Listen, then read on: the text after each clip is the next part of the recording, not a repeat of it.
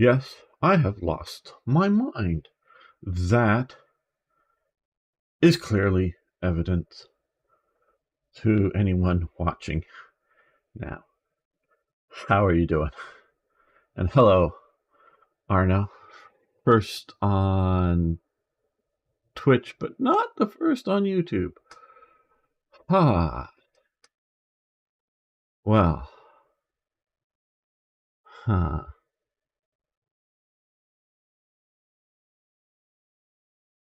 Oh man.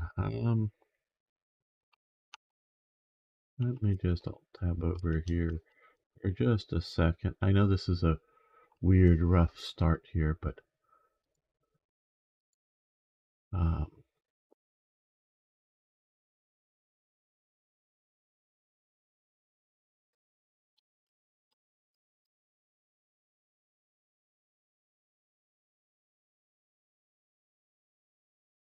okay.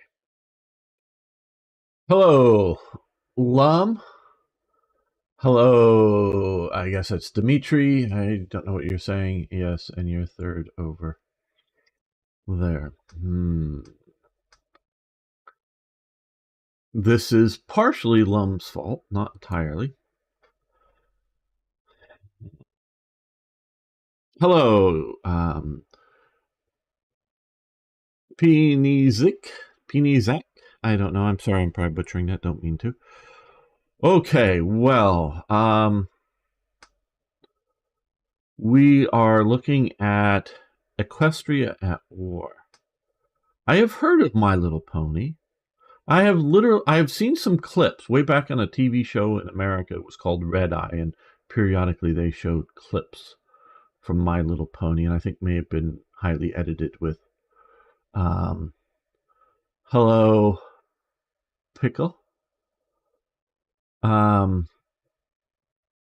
Highly, maybe edited audio or something, clips from My Little Pony. So I have some vague idea of what it is. Now, Lum was giving a country to play. Hello, Sing. What's up? Craziness is what's up. So what I am going to do is a little different here for the live stream. Is I'm going to take a quick look at least several of these nations here. I will as sort of a quick, what is this kind of thing. I will take suggestions. Yeah, Sing. What is this?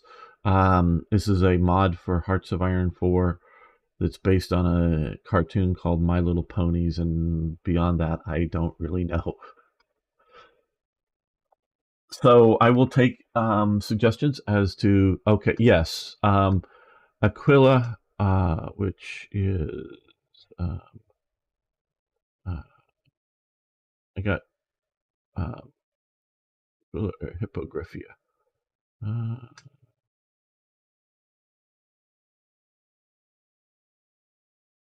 Don't, okay. I don't seem to have the names here.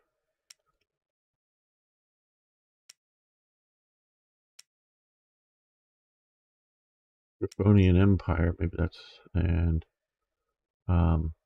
I know I'm not, Arno. I have to update passwords or something they were telling me this morning, and I didn't have time to go through all of that. So, well, based on that, unless these are Stalingrad, Empire, Equestria, Griffonian Empire, but that's not Hippogriff. No, leader, ideology, government. I'm not sure what you mean by Hippogriff. Here, I mean, if you gave me a title like here that I can define, I can more clearly. Griffonian, because griffins are different than hippogriffs.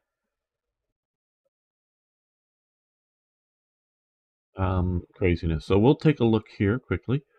So I'm going to sort of make an episode as sort of a look at some of these nations, and then, oh, maybe you're talking about something down here. I don't know. We'll at least start with looking at some of the bigger ones. Union Republic.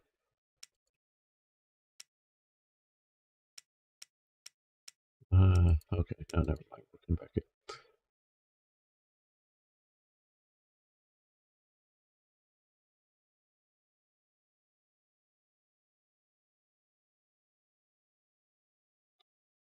Hello, everyone. I've clearly lost my mind. This was Gamer 1745. Yeah, and we are going to be taking a look at Equestria at War. This is not going to be playing the game. I'm going to just sort of go in and look at some of these countries, look at their national focuses and that type of thing. In this sort of, I don't know, not really a review, more just a look at episode. So I have not done this before. Now, I want everyone now to, YouTube is so great in so many ways, but it sucks in other ways. I would really like to play White Rabbit right now, the song White Rabbit. So if you all want to, watching later, pause this, play White Rabbit, and then come back to this. You'll get the right mood, I would presume.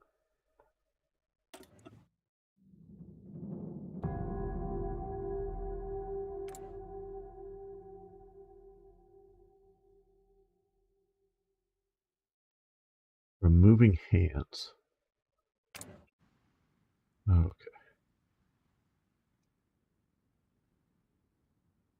The Griffin Empire. So that is where we are now. Let's. Okay.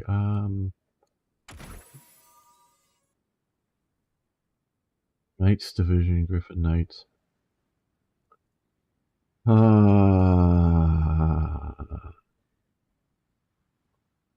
Enchanted Machines. Okay. Well, that's vaguely familiar. Text somewhat familiar. Well, I have airplanes. Okay.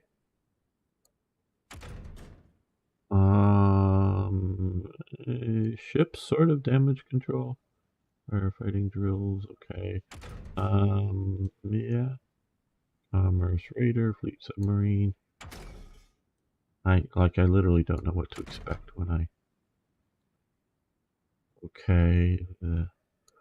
Tanks with mod adaptations. I see they've added the little pony symbols next to here. And back here it looks, well, uniquely created weapons of some fantasy type. Right. National focuses. Okay, the Emperor is dead.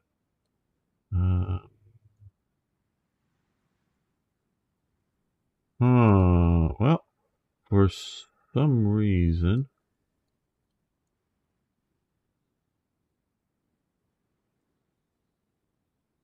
we can't do any national focuses.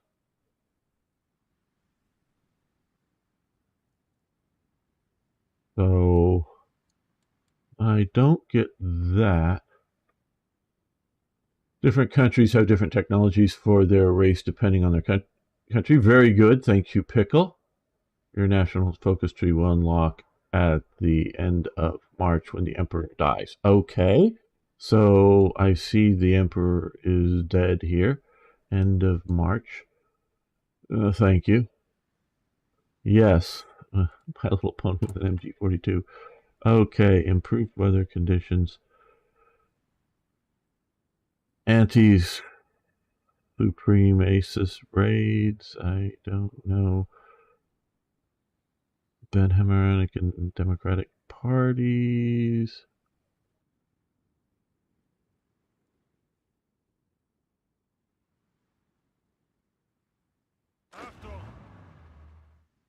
So we are in this empire here, in the midst of a bunch of other similar, I guess, states.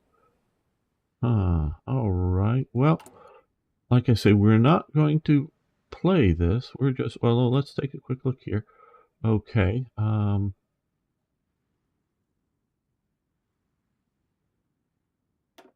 We've got a lot of lore. Okay. Well, a lot of different factories and things. Some don't have images, I see. Okay, well, interesting. Let's exit to menu.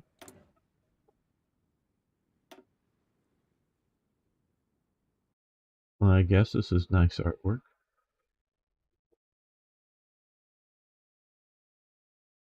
Removing hands, and I get the idea of hooves. That would be sort of hard to do a lot of things with a hoof. I don't know if people realize that. You have a bunch of vassal states. Oh, okay, those are all loyal vassal states. Thank you. Right. Well, let's take a look at Princess Celestia's Equestria. Okay, here we go. Equestria.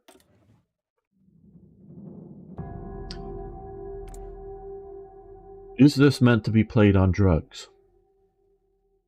Legal ones, of course, I'm sure, but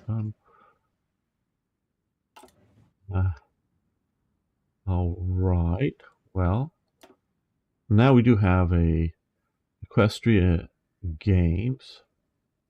Add space stability. Buffalo relations. I guess we get relations with buffaloes. Resolve issues with buffalo. I sort of hesitate to even, but they've got a lot of stage coup passive influence. Got a lot. Ministry of Defense.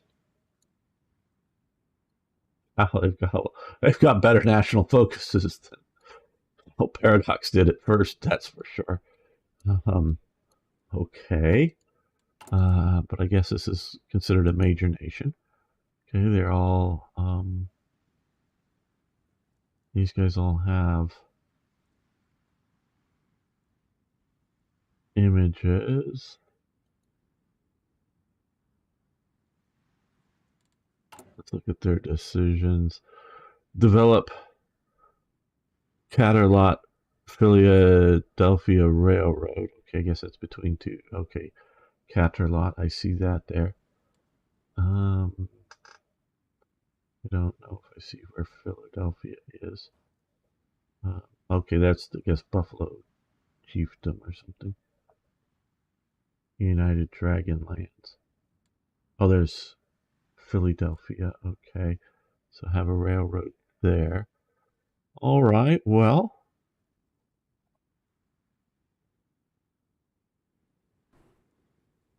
Hey, Beam Slam. Well, I don't know if corruption's the right word. Total craziness.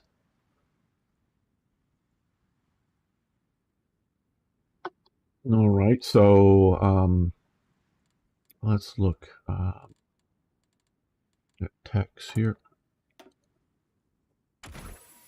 So, okay, so these guys have different text based on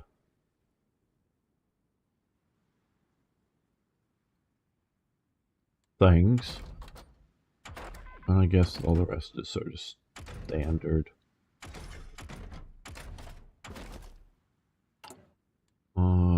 Unassigned, no divisions training. Okay, they got cool icons, I guess. Okay, well, let's take a look at, let's go to exit to menu. Harmony is basically an ideology of democracy. Okay.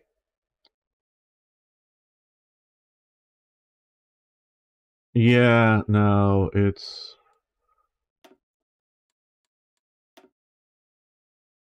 Let's try these guys out.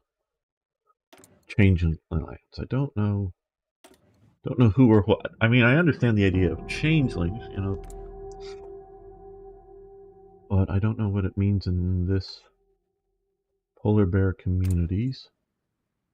Do we fight the polar bears? Okay, so here, I mean, wow, just that national focus tree. If that all really has meaning to people, I did sort of touch on this and play a few minutes of this last night of this station here, but research. So Jaegers 2, they get war R&D.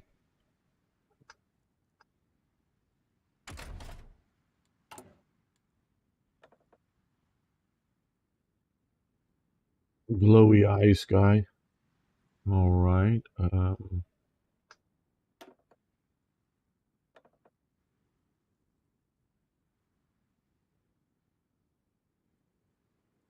Changelings are basically the Germans in World War II. Okay. They sort of kind of look like it from their, visual style here. So I guess that means they're the bad guys here.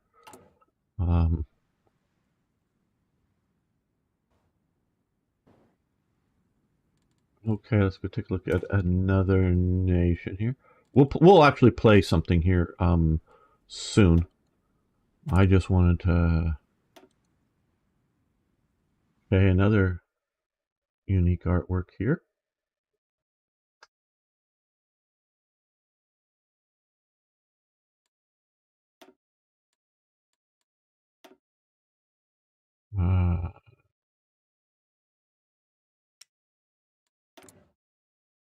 Okay, the Crystal Empire.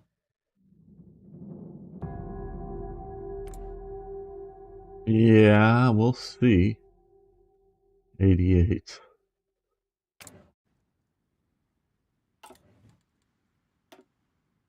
Okay. Equestria Games. Winter Solstice.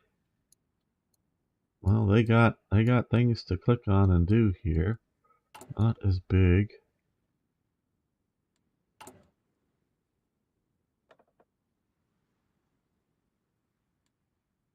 All right. Well, now let's go back here. I want to look at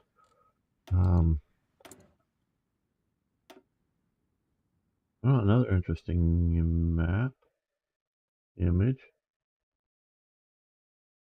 Oh yeah, you can edit the map. Hello, King Shrimp Overlord. How you doing? I've not played any of it before. I mean, literally, I turned it on for like 20 or 30 minutes last night,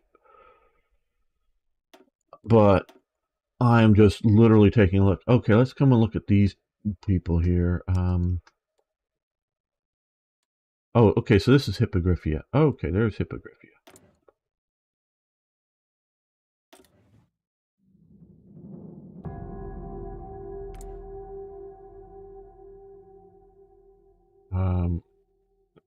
Since the newest continent is Stalinograd, oh my god, low legendary pony power.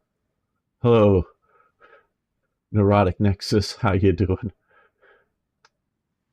Equestria is super, yeah, okay. I'm just looking around at the moment. We'll see about playing something here after looking around, making sort of a, what is this? And I'm appreciating all of your inputs because, like I say, I have never really watched My Little Pony. I don't know Trade with Skyfall. I don't know if there's like no, need to go into that. Okay, they got a lot of various political leaders. Shell Oil Company.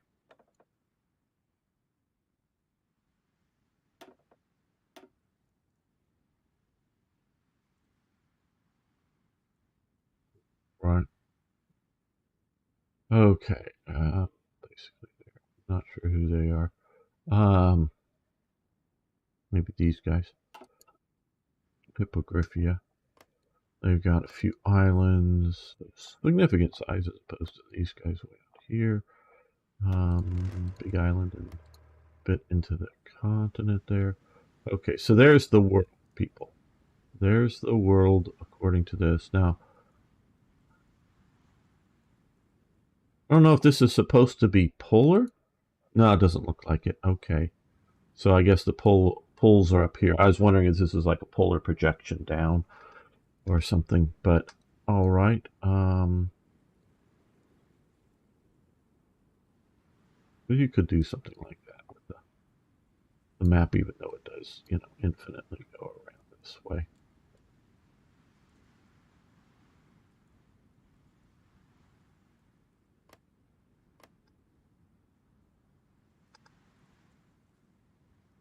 Lots of commie path for the hippogriffs is super popular.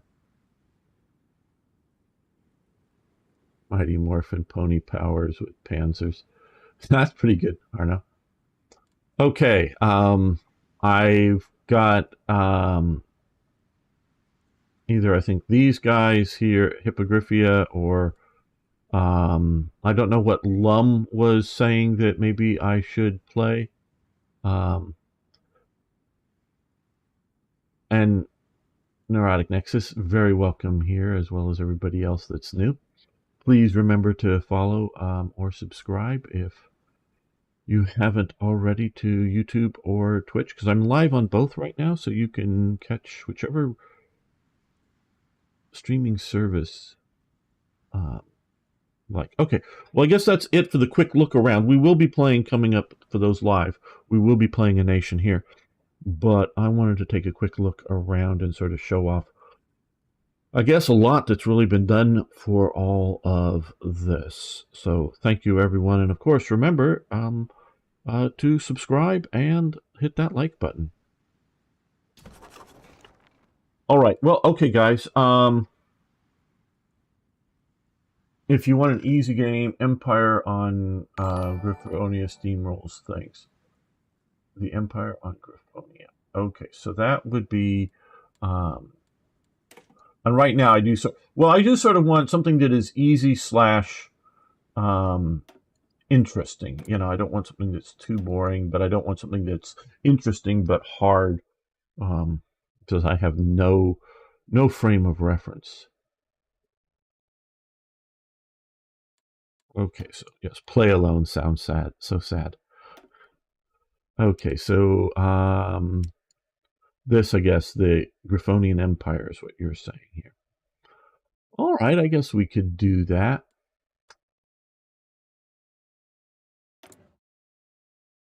So we are here with vassal states. And let me make another episode so we can put this up and torture even more people. Get them to unsubscribe. Welcome, fellow armchair generals. This is Gamer 1745, and yes, I think I've lost my mind. I am playing My Little Ponies in Hearts of Iron 4. What the hell? I really, okay, everybody, those watching later, what you should really do, and I really hate this about YouTube, pause the video now and play White Rabbit by Jefferson Airplane, and then come back. I think that may put your head into the right frame of mind, because this does seem like we've gone down a rabbit hole into some other weird reality. I have no idea if there's really some sort of deep My Little Pony lore that this is based on, or just these guys have picked up the aesthetic, ponies and griffins and whatnot, and then totally fantasized it up themselves. Either way, whatever, we're going to be playing some of this with the help of chat here to keep me, well, at least somewhat on track. Not going to say keep me sane. So let's go and see what they're saying. you want, okay. Do not play Dread League unless for the meme. It is mostly garbage. Okay, thank you. Um, King or King Shrimp. I see people suggest it, but even the devs say not to play it until it's reworked. Okay, recently watched Palestine take over the world in Hoi 3, but this beats it. Yeah.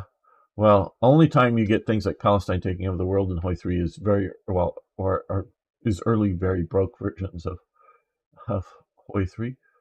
If you want to play something with evil flavor, lots of flavor, it was very fun. Hello, Junember. I guess that's how you would say that. Hello. Okay, so we're gonna play, I guess, the Griffin Empire.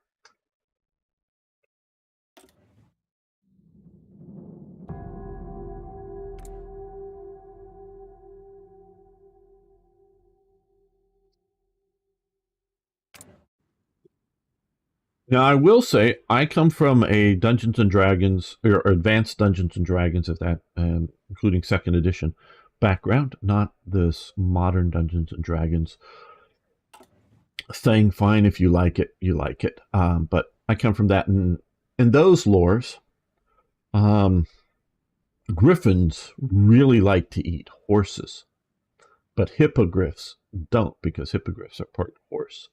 So I don't know if we're supposed to go to war with the ponies to eat them or what. We will see. Okay, so let's try to play this. Okay, I was told the focus tree is locked until March when the Emperor dies. Knight's Division, enchanted tools. Okay, resource efficiency gain. We have can we fly? All right. Messenger enchantment signals company. Quick hitters. Knight's maximum speed. Recon detachment. Machine nests. Okay. Well, let's do machine nest. I guess that means flying machines, airplanes. Let's do enchanted tools. And then let's come over to more of my basic favorite, and we'll do national standards. Hello, Podic Equus. How you doing? I guess you are a bit more familiar with this.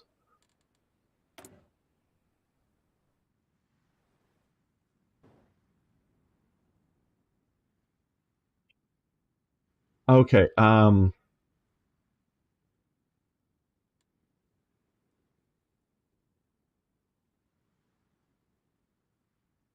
Hmm,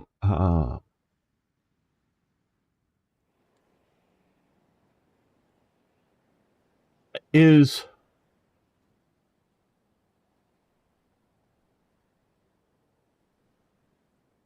I think is Equus Greek based for horse?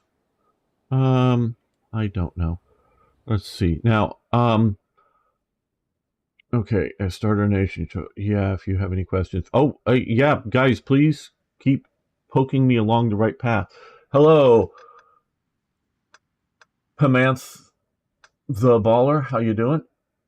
Remember you suggesting someone else mentioned it? Yes, Tiger Tanks with 4 would be lovely. Yes, the only thing I'll, right now out the gate is that you can't take any focuses. Yes, I heard that early on. Okay, which occurs in 3 months. Okay, very good. So we don't have that. We don't have any national focuses.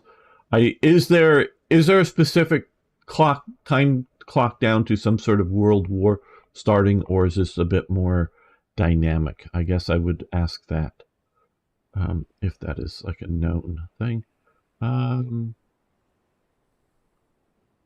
Well, let's look over here. Okay, we only have 8 factories, so yeah, let's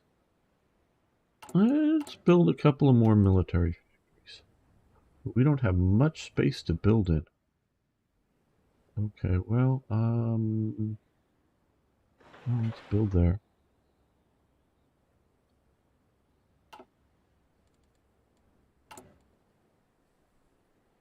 Right. Well, okay. So I guess let's do that. No.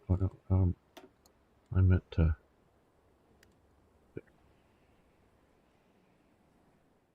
Equus. Because hippo is Latin for horse.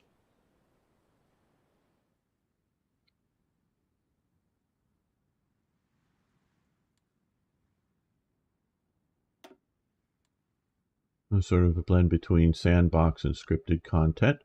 Most paths will have specific war goals in mind that tend to remain only regional or, in some cases, continental, but sometimes intercontinental. Okay, cool. But the global war isn't an arm. Okay, good to know. So we're not looking at, World War whatever here.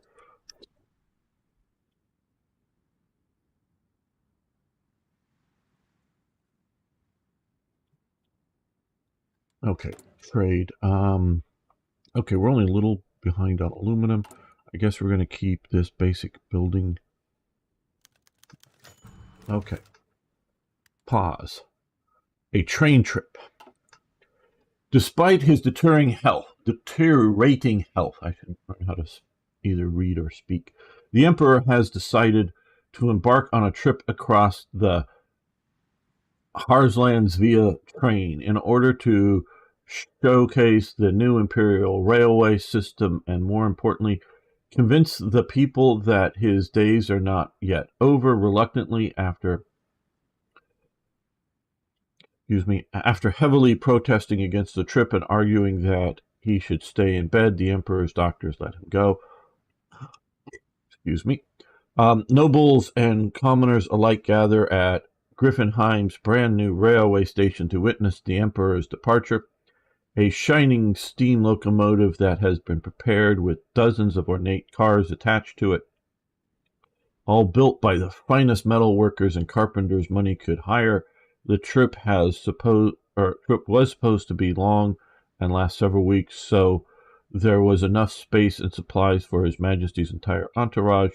When Grover V finally arrived on his personal automobile later than expected, the nobles raced to welcome him and showering him with praise about the railway project and how all would now witness his coming of modernity to the empire. The emperor nodded warily, as he always did when receiving empty platitudes from. Okay, I lost track. Okay, railway project. Okay, greedy sycophants, and coughed. He slowly walked to the station, escorted by heavily armored imperial knights, and was the next beset by commoners who either lauded his project or begged for reforms to give them land and bread instead of expensive trains. When he finally got inside his private railway car, he asked not to be disturbed, sat down, and sighed and took a nap. The train whistled, signaling that the journey has begun. Okay, gamer criticizes things. I know it'll be new for everyone here. Why would griffins want bread? Griffins are meat eaters. They love horses, particularly, but okay, cattle. I mean, hello, Lucurio. Good to have you here.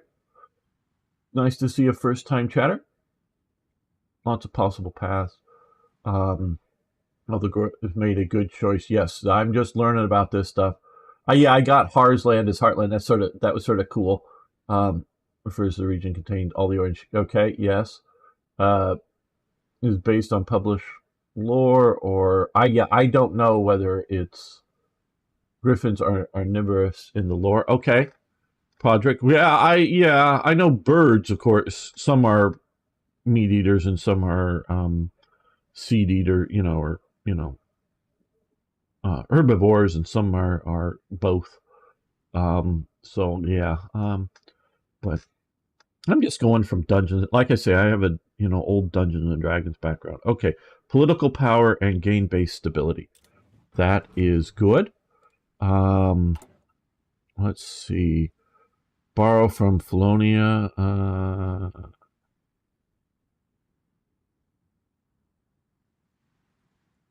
I don't know that we want to do that. Not anti-harmonic raids, organized supply networks. I don't think we want to do that right now.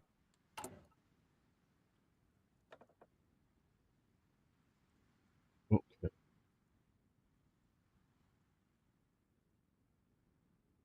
Political power gain. Silent workbird.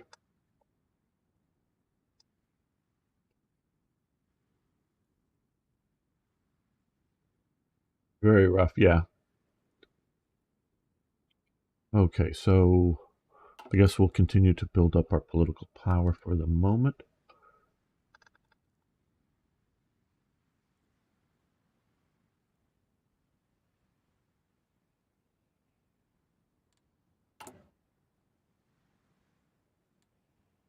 Silver production, the only thing we're... Okay. Okay, what is this? The Cult Stream Summit -1. Today, the Coalition General Reporter released the agreement drafted by the leaders of the River Coalition after their summit in the city of Coldstream. I get Colt versus Cold. In a surprising breach of tradition, the Bakaran president Water Lily failed to attend. However, their representatives did not block the agreement. As per the course, the summit announced its intention to pending the defensive pact between all 8 nations. They promised together against any Griffonian incursion. Okay, so these are people from over here, I guess.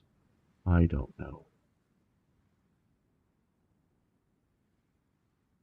Yeah, I get that he's sick, the Emperor. Interesting time. Okay. Grand hoofball game. Okay, hoofball instead of football. The Varak Yellow Jackets and Griffin Heim Flows face off today. Expected appointed events. The roster for both teams today. All right. Well, okay. I don't know if it was. They're the EU. Okay, they're the EU of this world. River ponies to the east. Okay, river ponies.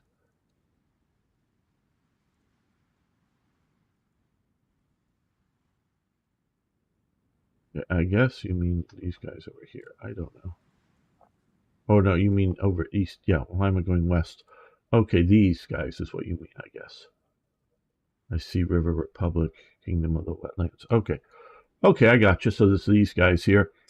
A gift from Skyfall. Today, like each year, we have received a single coin paid personally by the Chancellor of Skyfall. The coin and idol is sent in replacement, or as a replacement and consideration, consolation prize, I should say. For the lost idol of Boras, it has been 35 years since the loss of the idol and 28 since Gretchard came up with the joke. He apparently is still not tired of it. Okay. I guess there's a lost idol we should maybe be looking for. Yeah, I know I went in the wrong direction.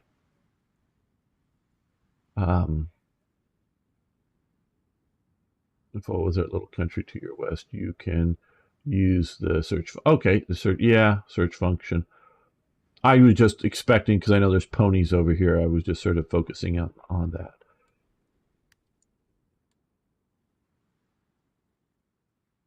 Strawberry Duchy, Grand Duchy of Feathercia, Yale relocated, Griffin Machen, Barony of Anger. Boy.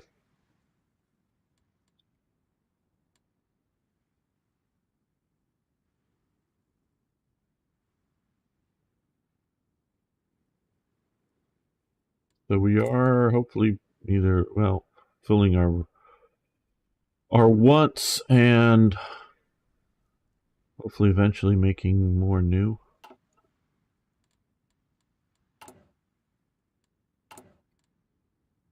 Now, should we create an agency? Okay, that would be 3 factories. We currently only have 4 factories, but that's going to take a while. So, yeah, just for 30 days, let's create an agency. I guess this is probably the right one here. So we'll create that agency. The Idol of Boreas was a mystical artifact granted to the Emperor Grover I by Boreas, the biggest god, as sort of a physical representation of his right to rule over Griffin kind. It was lost 35 years before the game started, which is one of the many reasons why the Empire is so decrepit now. Okay, good to know. That's an important element to the game. If a god actually gives you an artifact. Hello, unknown one dead. How you doing? You can sort of blame Lum and a few others for pushing me into this, though Lum seems to have evaporated. Okay, the railroad. Pause while I read these. Okay, we'll get to that in a minute. The railroad trip was a rousing success. The Emperor and his escort had first gone to Griffinheim, from Griffinheim to Bronze where the loyal Diamond Dog nobles welcomed him extremely warmly and gave him many gifts. He then traveled to, Reedwetter, where he spoke with the Duchess Gabriella Eagleclaw, his dear cousin and friend, then across the Griffin King River to nearby Devagales. I'm probably butchering some of this, sorry guys, where he enjoyed a quiet dinner with Duke Garlock IV of Feathersia. Next, his journey took him to the Old Wineburg, where the local pheasant council welcomed him, its members offering their fresh farm produce to show their gratitude for the railroad. Soon the Emperor arrived in the free city of Romau, where Archon Arion the 12th wished to discuss politics with him in private, but was refused by the tired emperor, who was not particularly fond of the infamous zealot. A day later, he was in Greenbeck, where local engineers who had worked on the railway project were anxious to know if he had enjoyed his ride so far. When it came time to head to Angriver, the emperor asked if they could just go home instead, but his servants insisted that they had to complete the whole journey, so he would not, gods forbid, insult Baron Lear the vicious and Princess Dezella the insane. Trembling, he slept until the train arrived in Griffin, but struggled to wake up. It was all in vain, it turned out, as the Baron had no interest in meeting him, and the visit to Katrinburg was equally swift, so they would all avoid catching a curse or two. Then finally, after many weeks, the trip had ended, and the exhausted emperor returned home. But on the following day, he barely got out of bed and complained of pain. Doctors promised to check him as soon as he had held urgent meetings with aristocrats, and so the emperor met noble after noble, hearing their petty complaints, pretending to be listening, please, until he collapsed without warning. Archon Eros the seventh, who was advising the emperor, quickly came to his aid and accused the nobles of poisoning him. When he realized his majesty had not lost consciousness, the 90-year-old Griffin tried to carry him on his own, but shouted for aid. The emperor was quickly rushed to private chambers and currently being taken care of by the emperor's finest medical experts. The Archon spends the day and night sleeping. Okay. Wow, well, we just took a big hit to our political power and stability. Equestria game celebrates games in Crystal City have come to a close. Oh, right. And I don't know what that has to do with us so much. Okay, Lum woken back up again. Still here. Don't blame me. Blame Gamer. He chose to simply play it. I simply told him about it. No, you were telling me to do it. Um, uh, if you weren't fond of big lore events, don't worry. It's mostly just set up. What is to come, the Emperor will get less lore events, or the Empire will get less lore events involving the Emperor's decline in health, which are, that's fine. I'm just going through this. Like Vanilla Hoy 4, you'll occasionally get global news. Of course, yes, that's good.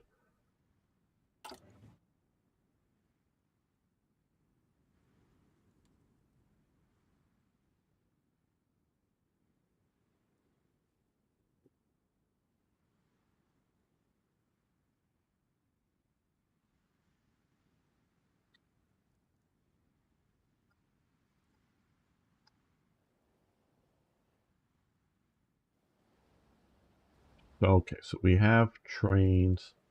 Let's click on the supply mode. That will show us the trains better. All right, so we have trains around. That would help economies. That's for sure.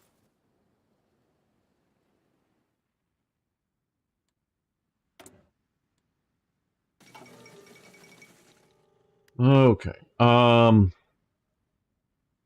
Piccolini, Little Beak, becomes prime minister. Okay, intense backroom meetings between the king and Piccolini's large crowd. Okay, interesting. Is that?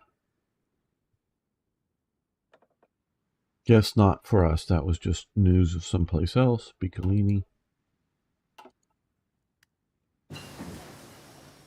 Okay, so we now have an intelligence agency, and we're back to building our one military factory with a total of 4 civilian factories.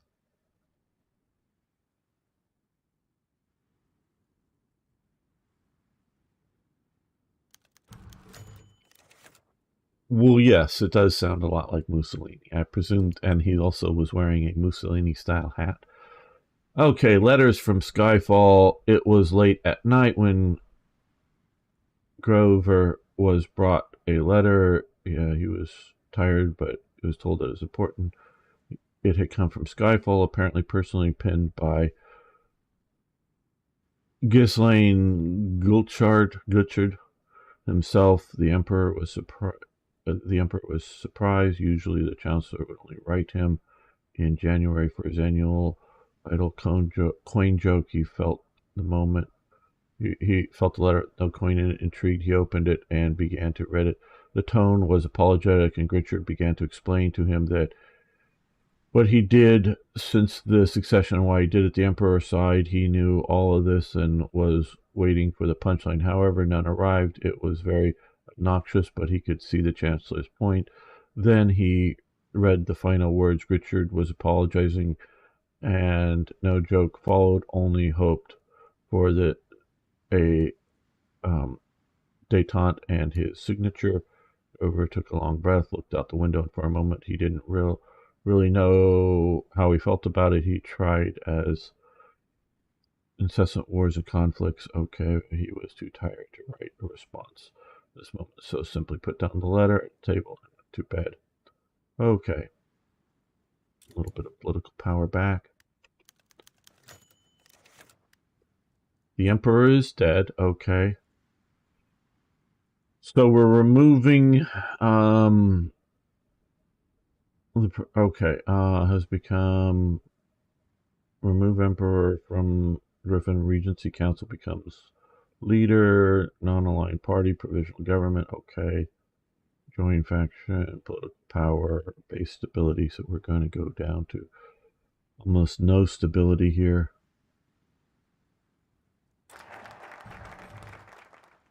Oh, so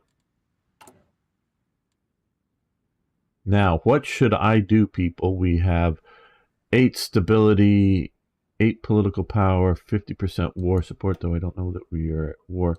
The Emperor is dead. Okay, I'm just looking, does that unlock anything else? No. Okay. Is a toddler only 3 years old?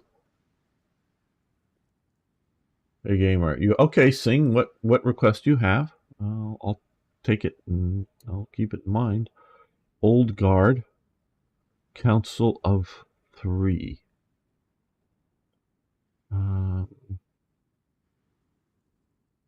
Okay, Dagger in the Dark.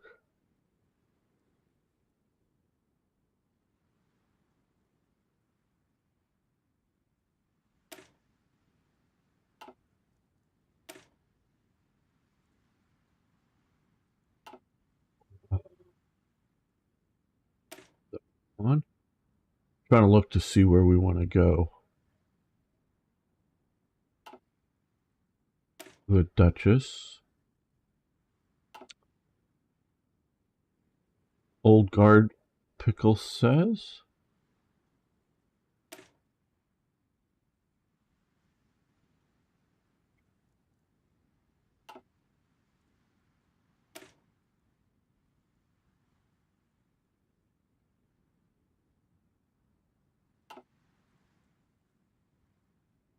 Okay, well, I guess the Old Guard it shall be.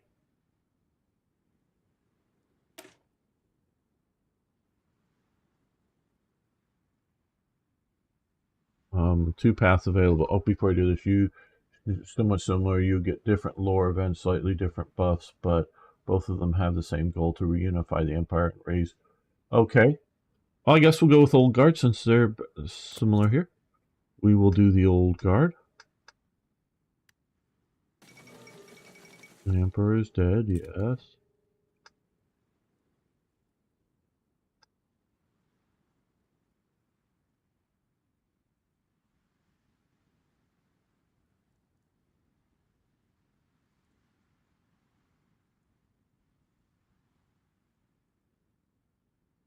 I don't know if we should have. Well, I mean, it doesn't harm us to do this. Let's pause here. Okay.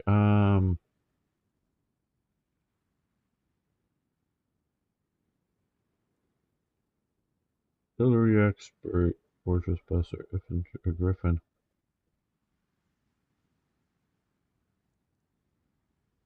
Yeah, we'll go with. I know we'll go with him. He has a cool World War I helmet.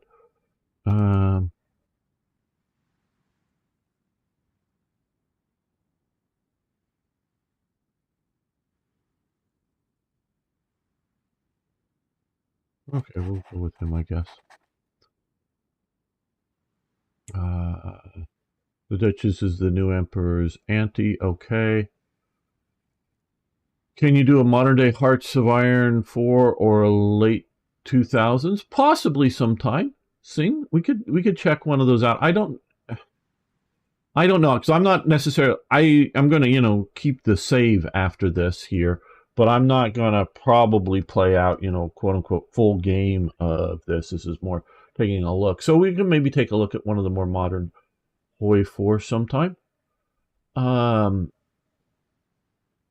Pope. Yeah. I know you mean some other day. I totally get that, Sing. All right.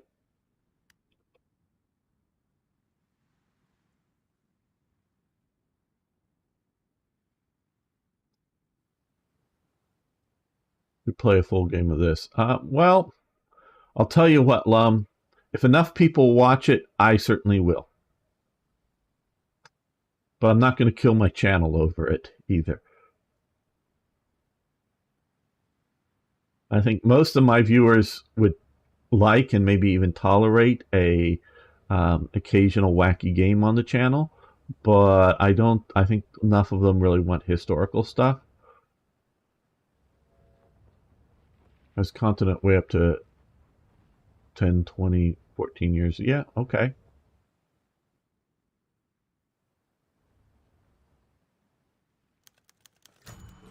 Okay, pause. I wish these would pop up and pause. Okay, in the wake of the Emperor's death, our vassal Bronzehill, has presented us with a truly beautiful gift. It is part of a diamond dog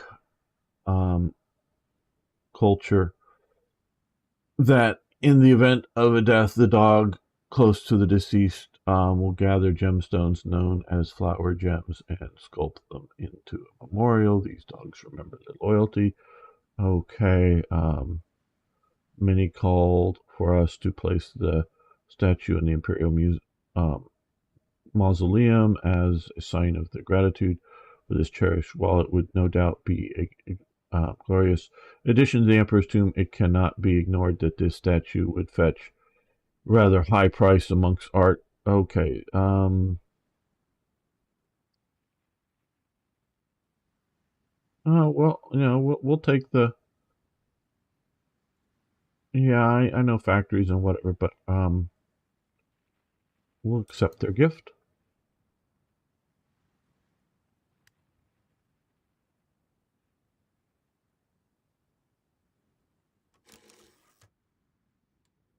Okay, we can now hire an operative. They're all Griffins. Operative, detective chance. And this one's a seducer, so we'll go with that since it's the most beneficial one there, and we'll just keep him back here for now.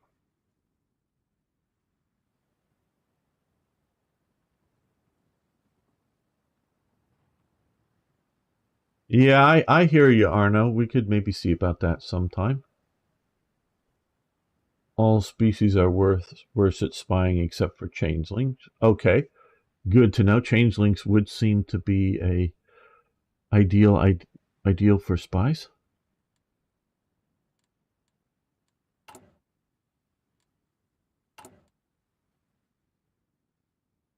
No political power for that. We're still heading towards.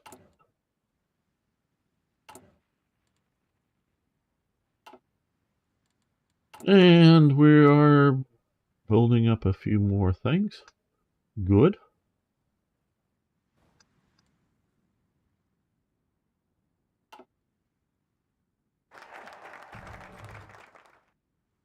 Okay, Old Guard.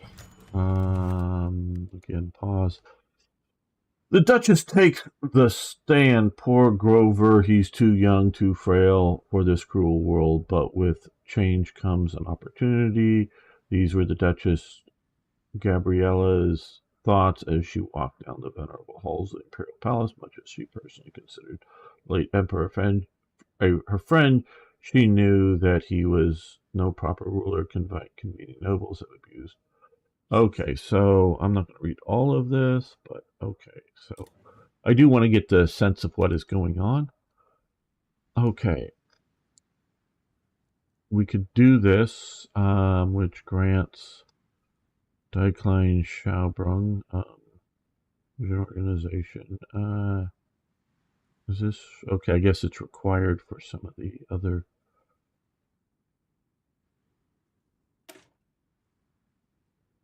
Okay, we should have spelled out what the.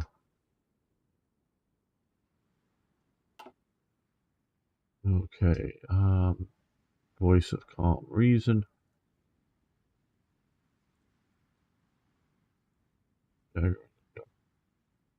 Let's go voice of calm reason for the moment.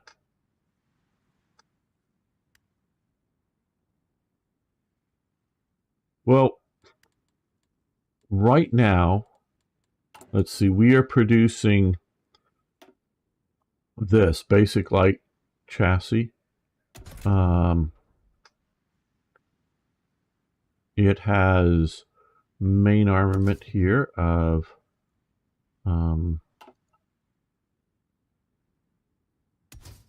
the improved small cannon. It has turret, so it's sort of like a Czech 38T type. That's a Czech 38 or 35T pictured there, but sort of like that kind of thing. A little different than what's that, but so we are doing that, but we just really don't have much in the way of technology right now, Arno. So,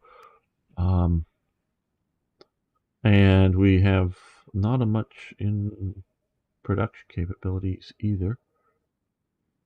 I do sort of want to get to where we could build some more aircraft and things. Declared war on the... Okay, pause.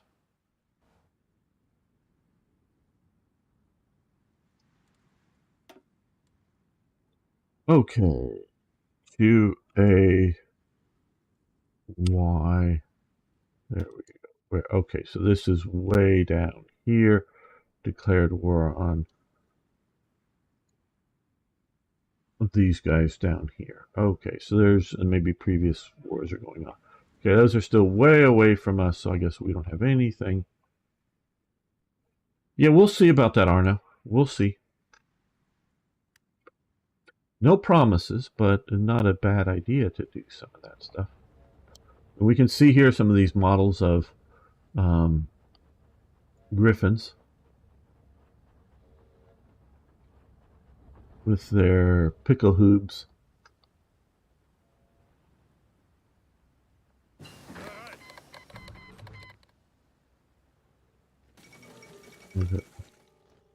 Civil War in Longsword. Okay, yeah. Let's look for Longsword. Country of Longsword. Okay. Zoom out. Okay, so that's rather near us. Okay, so we have Civil War on our borders. And we have Machine Nest. Okay.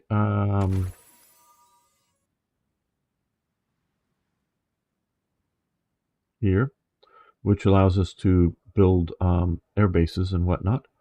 Our we're going to go over to a bit more of some of my standards here for improved construction speed to get that going. You have knights and normal infantry. Okay. So these would be... Okay, so let's take a look here. Okay, so 6 battalions of infantry with support artillery and engineering companies.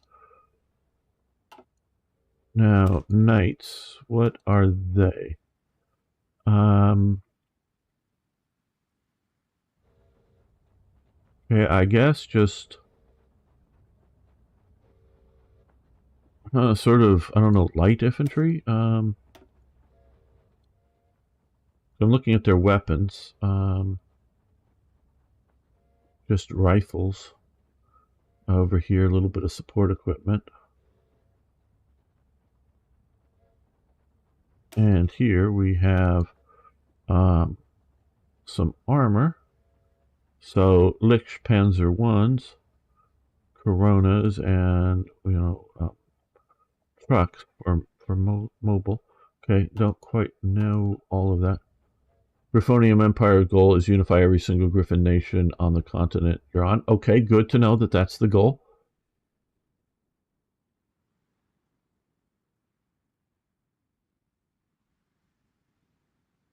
Knights are kind of like light tanks. Okay. So we do have that. Eventually we may break this up into some better organized commands as we go on.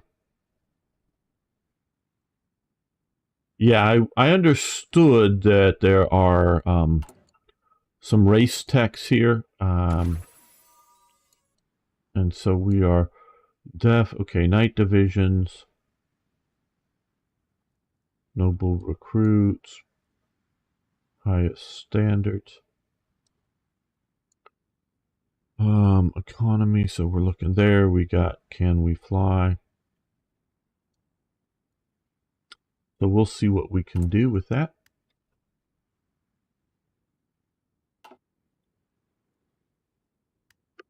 All right. Well, I don't want each of these episodes to get too long, so we'll be ending the episode here. Not the live stream. Don't worry, you guys live. Continue hanging out if you like.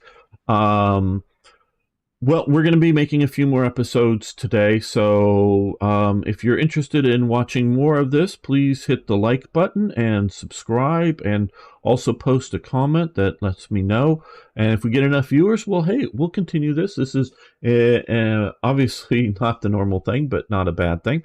But if people don't want to watch too much of this, I understand. But so let that be known. And we will continue to see you next time for more Hearts of Iron of one flavor or another. Okay, guys, we're going to continue this. Don't worry. I just want to break these up into episodes so that people don't have to watch them all at once in big chunks. You can buff them a lot. Yeah, knights are a cross between infantry and light tanks. Pretty good. Okay, so...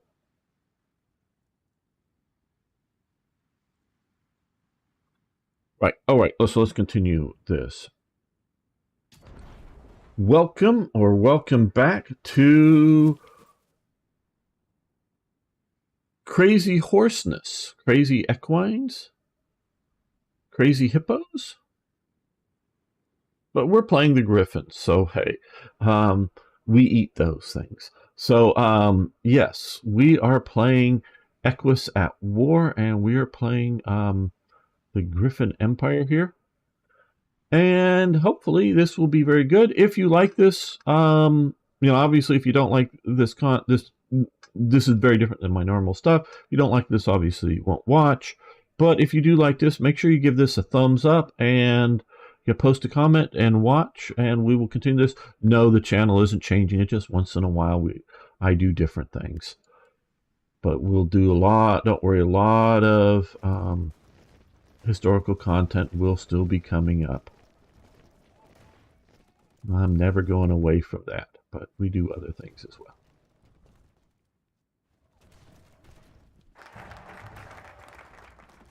Calm voice of reason, good. Now,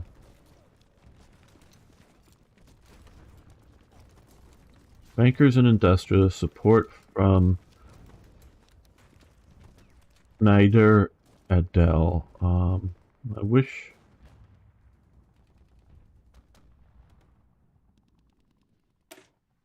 Okay. Uncommon folk and the regions.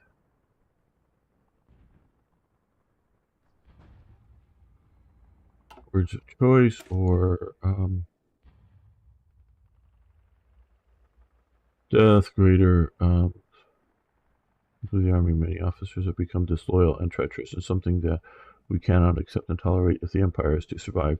We must purge all disloyal personnel at once, no matter the price. Okay, I think that may be a bit too drastic, so we're going to go Dagger in the Dark. Okay. Gerlach support. Time is of the essence. Thought the Duchess Gabriella, her little speech gathered support for her cause, but it was still inconclusive. Who will the council elect for the regency? The next matter will be discussed as submittance.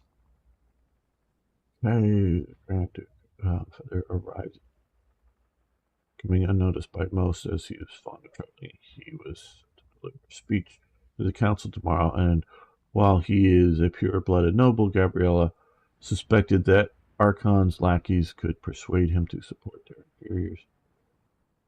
Okay. Thus the evening came. The two noble griffins seated in front of each other. The Duchess' opulent dining room. Pleasant chatter was exchanged over a traditional Featherstonian feast. The dishes were Sonert and okay, I don't know.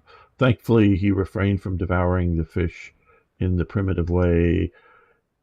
It was certainly unbecoming to be seen such as Gabrielle was about to make a comment on the latest gossip. She was suddenly interrupted by the normally tight-beaked Grand Duke.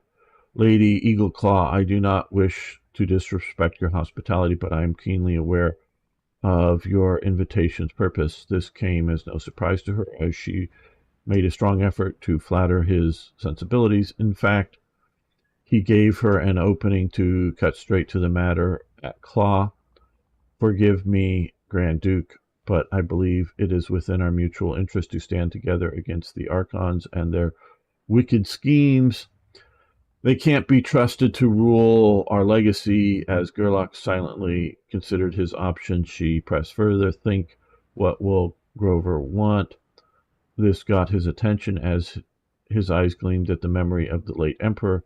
So it is, Duchess, so it is. Tomorrow, the council's meeting. Gabor could only smugly listen to Gerlach speaks, lambasting the Archons for their irresponsible. This will certainly draw some of the indecisive votes for her regency. Okay. Well, more stability, more political power. Good.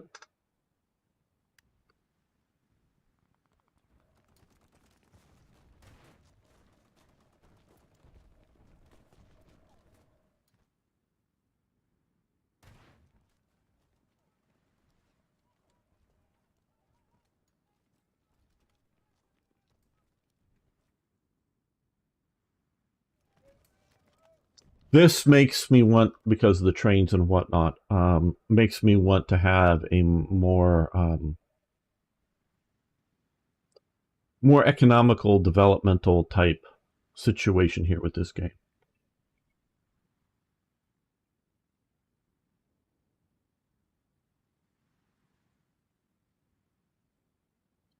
I think one of my criticisms of Hearts of Iron 4 is that it's trying to be EU 20th century. An EU 20th century game, and where you have Vicky is just the 19th century, and then you have Crusader kings being the Middle Ages, and then the abortive Imperator Rome trying to do that for the classical era. Okay, daggers in the dark. You can do that for the 20th century. But World War II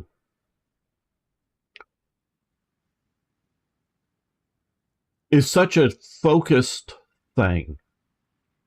And if you design a game properly for it, because you look at this is where I disagree with World Ablaze mod,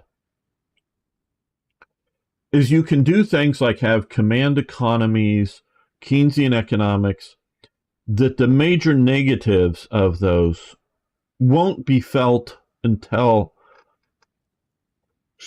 after the period of the roughly 10 years that it's set in. So, and yeah, in 10 years you can build a lot of railway. You can actually do so. But really economies and structural economies, not just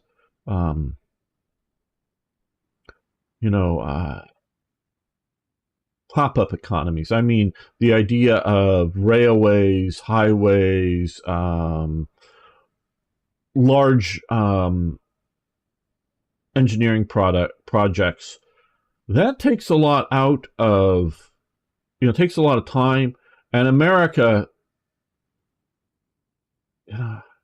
really is the only one in World War II that is able to do that kind of work in that short time period. Russia really can't. And I know we're back to talking history, guys, here for a moment, away from My Little Ponies.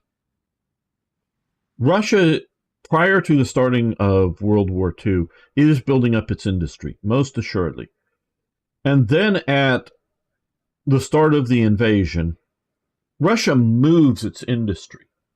And yes, it is building some new industry as going along, but it's not popping up huge new things in the sense, you can basically build tanks literally in a field if it isn't raining, too much mud or too much snow. And for a while, they sort of do that kind of stuff, is that they literally take, whether it's tanks or rifles or, boot-making machinery, and load it on trains, drive it east, stop at a location, unload the machinery literally into a field, and they also transported the workers with it. It's not that they just did the machines, and offloaded the workers and say, yeah, get to work. And maybe in the field in the other side of the railroad is where they start building the buildings that are going to house the machinery eventually. So that way it's, set up to the railroad to either transport boots or rifles or whatever. So there is some forethought as into their location. And so that then they're able to construct a building. Now, buildings aren't the hardest thing to construct. And depending on the structure, some of it, especially like in Russia, you just need to keep the snow off and the rain off and whatnot. And you can build, you just build boots, bring in leather and you have sewing machines and cutting machines, and you crank out boots. And you need lots of boots to keep, a 1,000,000+ man army, moving around, especially when you're talking Russia, where you have winter. So harsh of a thing. So boots are a real war need, and in large capacity. And now tanks, that needs properly a specialized building with, generally speaking, some sort of built-in cranes to be able to pick up and lift heavy objects and move them around. The tanks, or a tank turret or whatever else. You need some of that kind of stuff built in. So it takes a little bit more. Now, in the U.S., recently been watching some films on aluminum for World War II. And the U.S. builds in the middle of like, I don't, in a place like either Oklahoma or Kansas or wherever, one of the big flat states out in the middle of the United States, I forget which one it was. They start after America enters the war, they start building a huge aluminum processing plant in which literally they can roll a piece of aluminum that is 1 mile long on their rolling machine that they have in this thing that goes back and forth to flatten it out. So this building is more than 1 mile long, and it's huge, and they show it in its construction phase. And this isn't the only thing, because you have Kaiser building whole new shipyards on the west coast of the United States. So this isn't just expanding previous shipyards. It's building whole new shipyards that are then very rapidly building ships. So normally you don't have, within the time scope of World War II, and if we're looking at the actual war, it's, roughly about 5 years, because, September 39 to April or whatever, 45. So it's roughly about 5 years. And if you're looking at the game period when you start at 36, which I agree is the best start date for the game, you're looking at roughly a 9-10 year period. And so you can build up industry, and Germany's doing it, actually building industry and not just building more tanks in your factories. Yeah, Britain is building a little bit more industry. France, not really beforehand. I mean, they may be upping production, but they're not so much building more industry at the leading up to the war. But that's, very different. Where here, with a game like this, I could really see, because I could see this being a long period ongoing thing. You need better mechanics in this for economies, I think, for something like this. Hello, Turnlow, how you doing?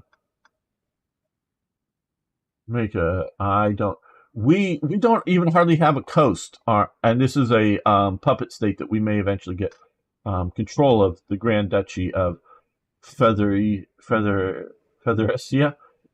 So I don't know that we're going to do that, Arno.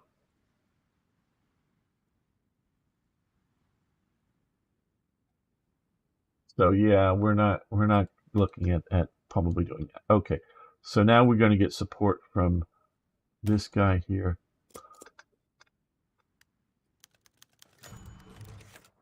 Friends of the irate Arcanite reputation can make or break a griffin. The Duchess knows well. Many nobles left disgraced once the attention of unflattering comments landed on them, regardless of whether they're substantial truth. Which is why he decided to use the same tactics against the Archons, although Eros and Porteus were unfortunately too beloved and incorruptible. The same cannot be said for their weakest link, Aeron, which opened the secret path. Okay. Gain stability, political power.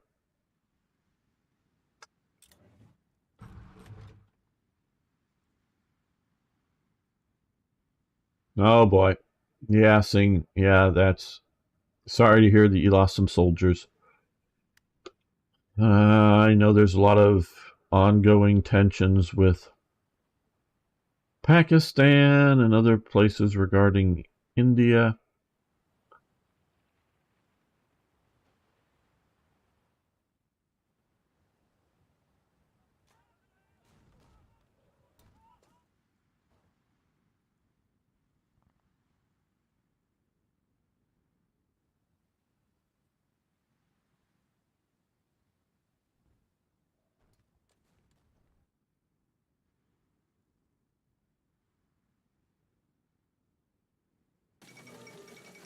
Okay, summer sun celebration. Pony. Okay, ponies.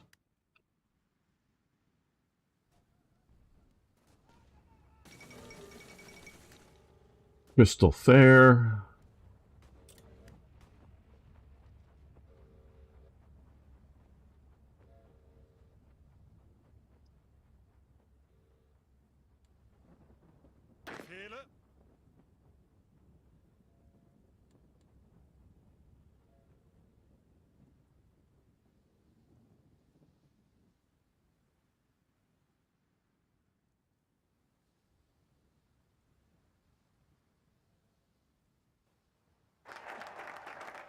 Okay, good. We're working our way through this. Oh, do we also have to do this too, I guess? Because, okay, so this requires that... Okay, I didn't read far enough, so we do have to do that too. That just looks like a bunch of bad options. Convincing the Nieder Adel, proper conduct, nobility, right, okay.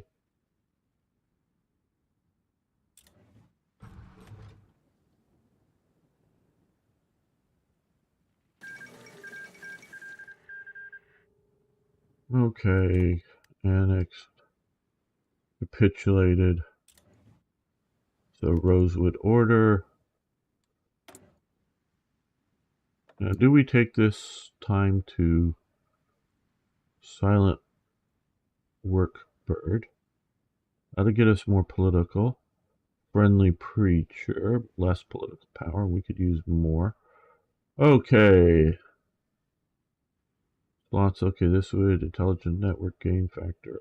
Okay, we're gonna get more political power coming in. So let's spend this now while we have it. May put us into a deficit, but later on.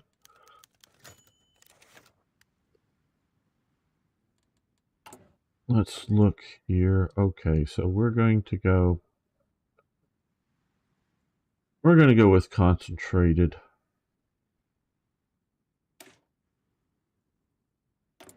Factories.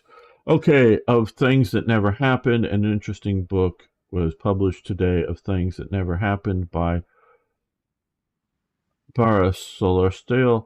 It follows the life of a character simply known as Robeson, a Republican terrorist who has been ordered by his superiors to assassinate Wingbardian King. Grima attempts to fail. Okay. All right. I don't know. Whatever.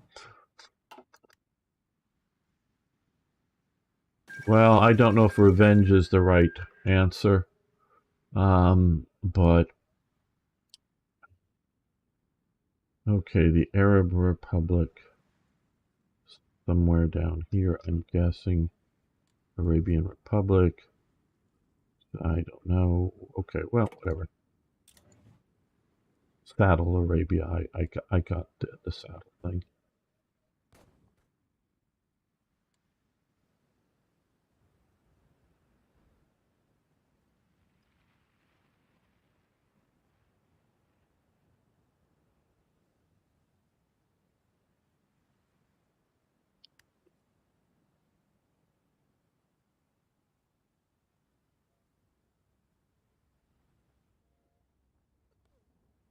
As they say, if you seek revenge, dig 2 graves. Keep that in mind.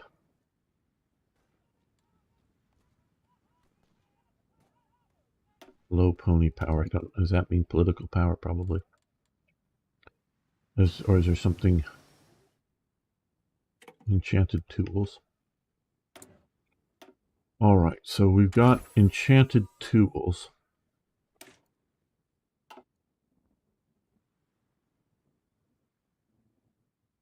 Well, let's do enchanted machines. It's basically manpower. Oh, okay, manpower, but ponies. Thank you, Lum. Pony power. Okay. Hello, Cone Tao. I'm butchering that. Sorry. Um, I'm enjoying the mod. It's kooky. I think it's going okay. I'm playing as the Griffin Empire, but yeah, good to have you here. Nice to have some new people around. New daring to book after many months of anticipation. AK Yearling has finally released Daring Do and the Changeling Spectre, a thrilling espionage action thriller. Okay. That's supposed to be J.K. Rowling or something like that. I don't know. Renamed.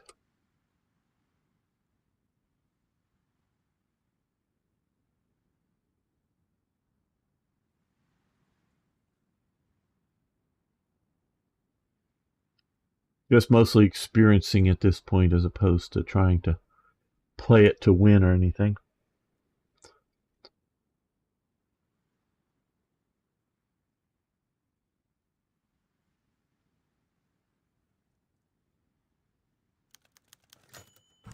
Okay. The Barrack Revolt. Ferdinand Donclaw sat in his office located in one of the innumerable military bases that dotted the capital of the Griffonian Empire. Ferdinand considered himself a patriot, and in the sense that was true, he did love the empire in his own strange way, and it was precisely because of that love that he had rebelled. In his mind, the empire simply couldn't survive without a radical change in the status quo. Could only an already weakened empire survive with a mere child in charge? With the nobles circling around him like vultures? No, something had to be done. Ferdinand knew that his chances of success were slim, that he would most likely just go down in history as another nameless traitor to the empire, a fool whose futile rebellion was quickly crushed. Reports started to trickle in. His forces were converging on the imperial palace as soon as they would be placed, or as soon as they would face the palace guard in direct combat. Ferdinand could do nothing but wait and hope that his soldiers would or could match the ferocity of the hardened defenders that they now faced. The next few minutes would decide the fate of the entire empire and, by extension, the course of history itself.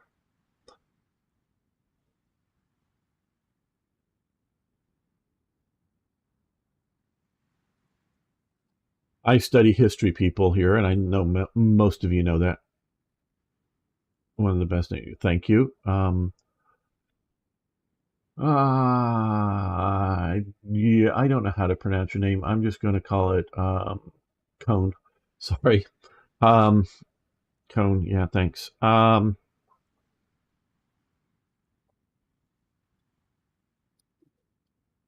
Me and a few friends talked on Discord yesterday, sort of around not this specific topic, obviously, but forms of government and things.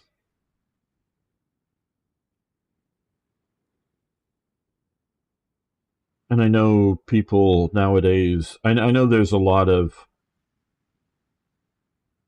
fanboyism for various forms of government in games, you know, reestablish the Byzantine Empire or something else like that, but they really in real life are communists or anarchists or whatever other radical nut jobbery. They don't really mean it. It's just memeing in games. But if you have an ideology of, this is where Gamer talks about things again, you know, of emperors and kings and whatnot,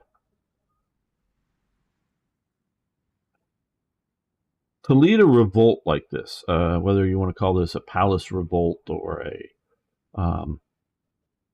you know, a coup against the state, all based upon what might happen. The empire simply couldn't survive without a radical state, couldn't, in his mind. All you're doing is, as he's saying here, is causing the problems that you're complaining about. You're destabilizing things even more. Okay, soldiers stormed the palace. Now I guess revolt is crushed, so we'll lose 1,000 pony power. We have 37, so I guess we can afford that. Okay, Cone, yeah, I'm glad you're good with that. Grand Galloping Gala. They got some nice alliteration here, that's for sure. Sometimes I'm catching it, sometimes I'm not really, but okay. The traitor's death. Ferdinand Donclaw, one of the emperor's more recent traitor. The empire's recent publicly executed in the capital today, with the events drawing little attention from the rest of the empire. So staying silent throughout. Yeah, you know, Bod died a mundane death. Good riddance. Yeah.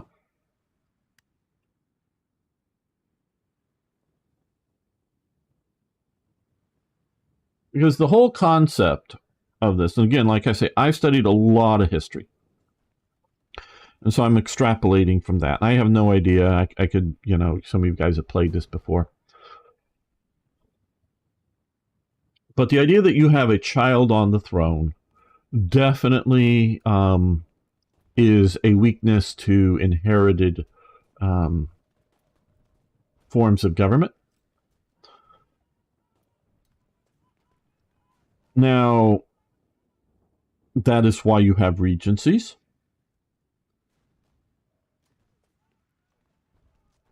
And you have no idea. Okay, Griffin Liberation, that's pause. When Civil War ends, okay. Liberation Army, okay. All right.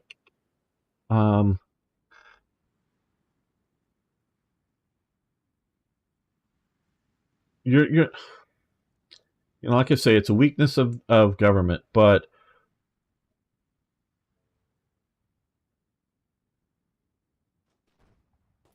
no, I guess I don't know what to say here, because yeah, at some point, if you feel the evil, wrong people have captured the air, you know, the you know, young child that's, you know, once they become of age, are going to become the ruler. Yeah, you may feel obliged to rescue that child, but that's a big leap, and you need to be very clear about that. With Donclaw, yeah, he was a hypocrite and a militarist. When you choose to revolt, you get the focus tree revolving around turning into a nationalistic junta. Okay, yeah, so looking at that, bankers and industrialists, okay.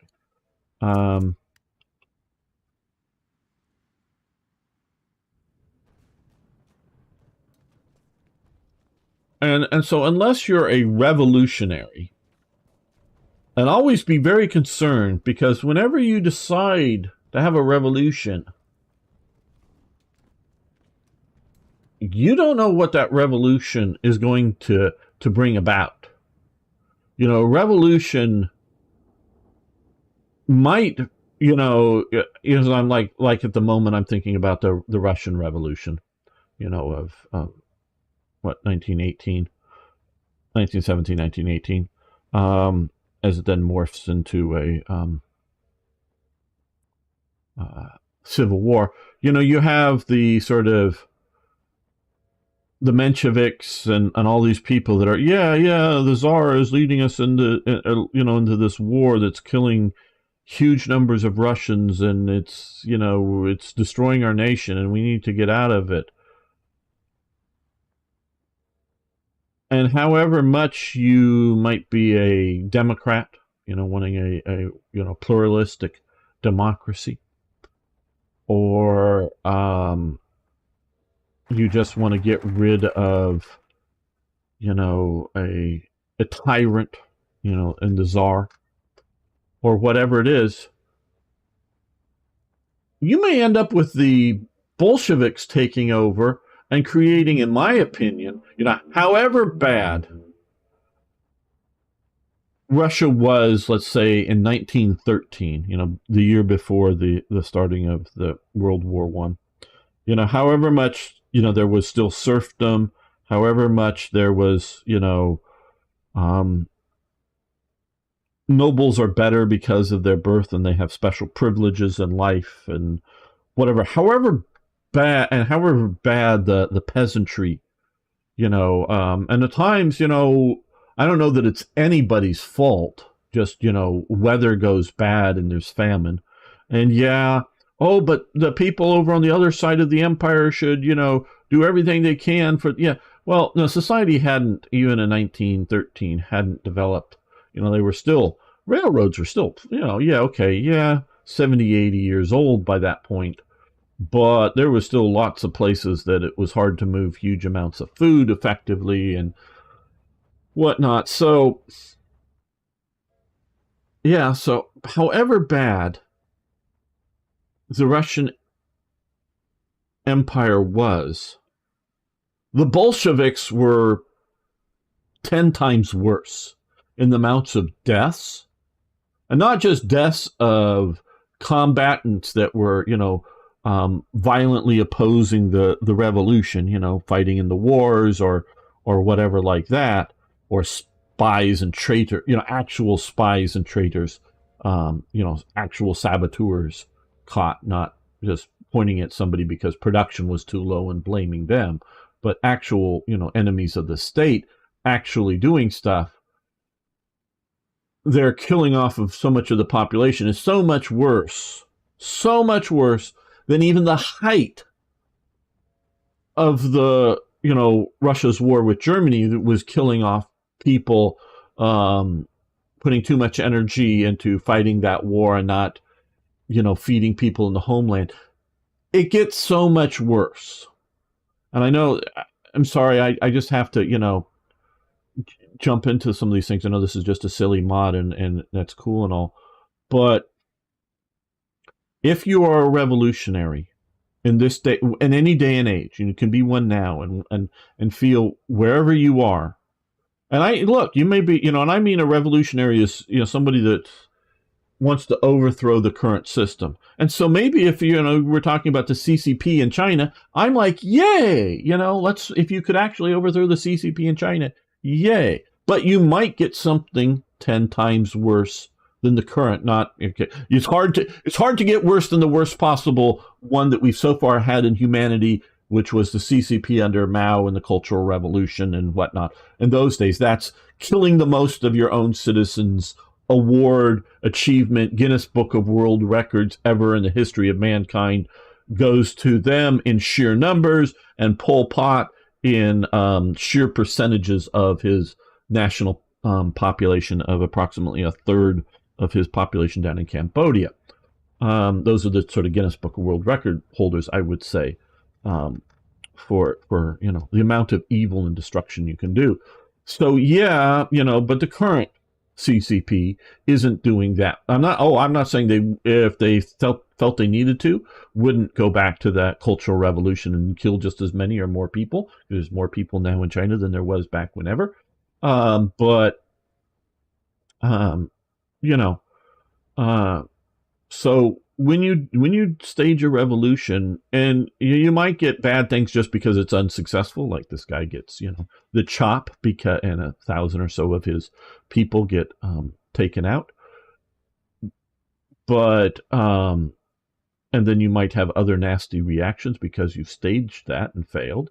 But even if the revolution succeeds in bringing down the current regime, social order, system, you may end up getting either something completely opposite. You think you're doing a left-wing revolution and you end up getting a bunch of Nazis or fascists in power because of the revolution, or you may think you're just going to bring democracy to Egypt, and oh no, you're just bringing in Islamic government to Egypt. That's what happened. I mean, that's basically what happened, when they got rid of Mubarak, and that's also what happened when they got rid of the Shah in Iran. It was a lot of. I got some special training years and years ago. One of the trainers was I'm not going to go into too much, was an Iranian who had a government job. A very nasty government job, shall we say. And so I met and talked to some of these people and were trained by them because of things. So I know people, or knew. I mean, he was older, 20, 30 years older than me way back when. So I'm sure he's passed by now. And he got out of Iran. So I knew people that, this guy, he knew Ayatollah Khomeini. I mean, he had, I guess I'll say, he had Ayatollah Khomeini in one of his cells for a while and talked to Ayatollah Khomeini quite extensively. So I knew people at the center, I mean, they weren't like friends. They were just sort of trainers that I spent a sort of a long weekend with, if you will, kind of thing, getting training. So I knew people at the center of the Iranian revolution on the anti-revolution side, but it starts out as wanting to throw out this dictator, because the Shah is trying to modernize, westernize Iran, and he's doing in part such a good job. A bunch of the modernized, westernized people want, well, why do we want this corrupt dictator? Let's have a pluralistic democracy. Oops, you end up with the fundamentalist Iranian government. So, which is, in the opposite direction, and I would say worse for everybody in Iran, except for the extremist nut jobs. So if you hold revolutionary views, and even if you don't do anything about them, you just hold them, and if you, they're overthrowing these people, they're, as I'm not saying voting into a different political party, because that's still within the structural government that you're talking about, whatever, voting for legitimate parties, whatever they may be within the system. And then they may change laws, whether for the better or for the worse. That's still within the system. But if you're like cheering on somebody who's blowing up I'm just seeing the trains drive by, blowing up a railway or doing other things like we're seeing here in America right now, and you're cheering that on from either side, even you want that to happen so then you can do the counter revolution or something, it may be a hell of a lot worse than what you are fighting against, initially. And so, like I say, however bad, and I'm talking in the 19th century, not Ivan the Terrible or something like that, but even that we could argue, however bad the Russian czars were in the 19th and early 20th century, and however bad Russia was what happens under Stalin, and I know Stalin might not be a foregone conclusion. You might have had a Trotskyite win or something, but I don't know that it would have been significantly better. Might not have been as quite as terrible, but still, I would say much worse than the worst of the czars. Yeah, be careful of wanting to tear down. And there was so many people that were cheering because I remember when because the Shah leaves Iran to get medical treatment for his cancer, and that's when the revolution breaks out in Iran. And I remember watching that as a kid. That's much earlier than when I later got training and met people. That um, you know there were so many people in the West, oh yeah, dictator falls, dictator down, evil man down. And then, oh yeah, cleaning out the people with righteous rulers, of the, Islamic thing. And then, oh shit, they go completely bad. Okay, let's get back to this. What is Tone say? Funny thing about Reichspakt here is that vessels that revolt around you, most of them can be taken the title of emperor alongside the younger, giving him different points of views and sometimes even options for him to become a ruler once he comes of age. Okay, easy to sell the idea of communism to the suppressed Russian peasants, but not desirable system for the rulers as they lost most of the as they not desirable for the rulers as they lost most of the control. Yeah, beam slam. Now, if you notice,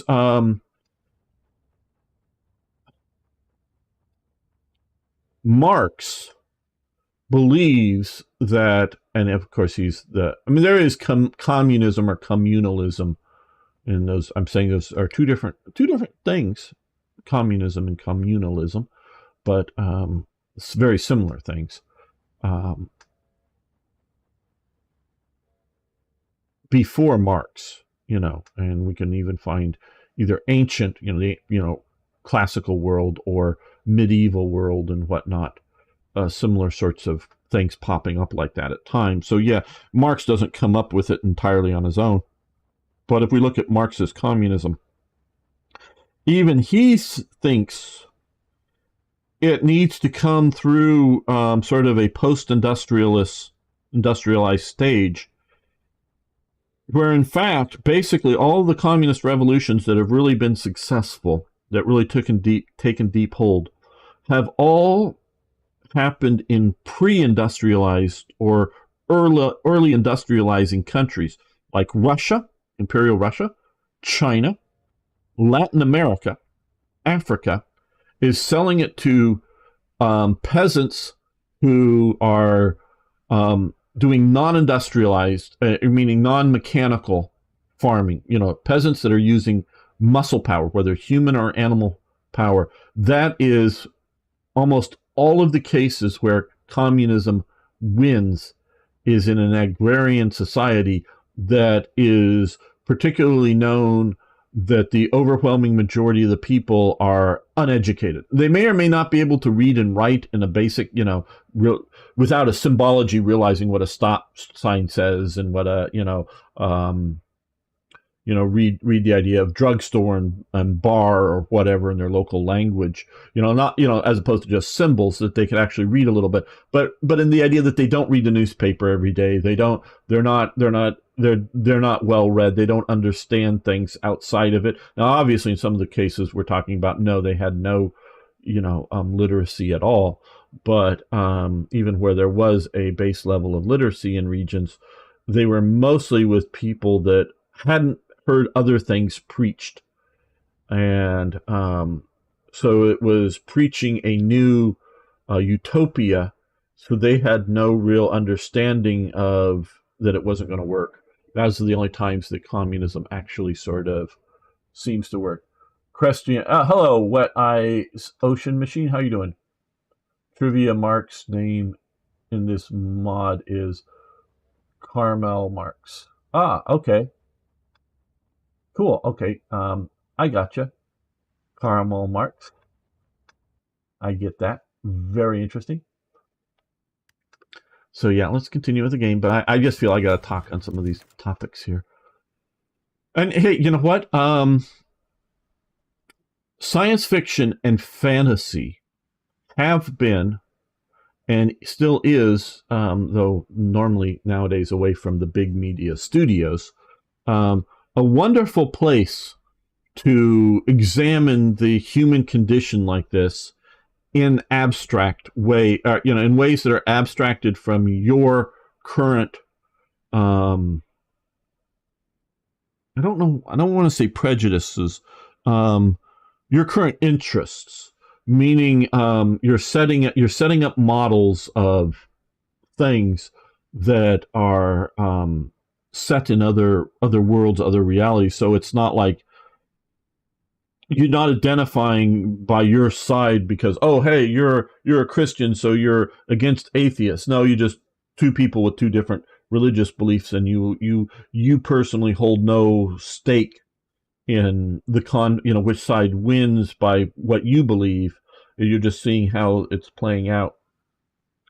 And I'm not, some of the, fantasy and science fiction writers have, different views than mine as to what is good. It's not like I'm saying that's always, I agree with how they're playing out these morality plays and tales, but it is a good way to sort of bring it out on its own.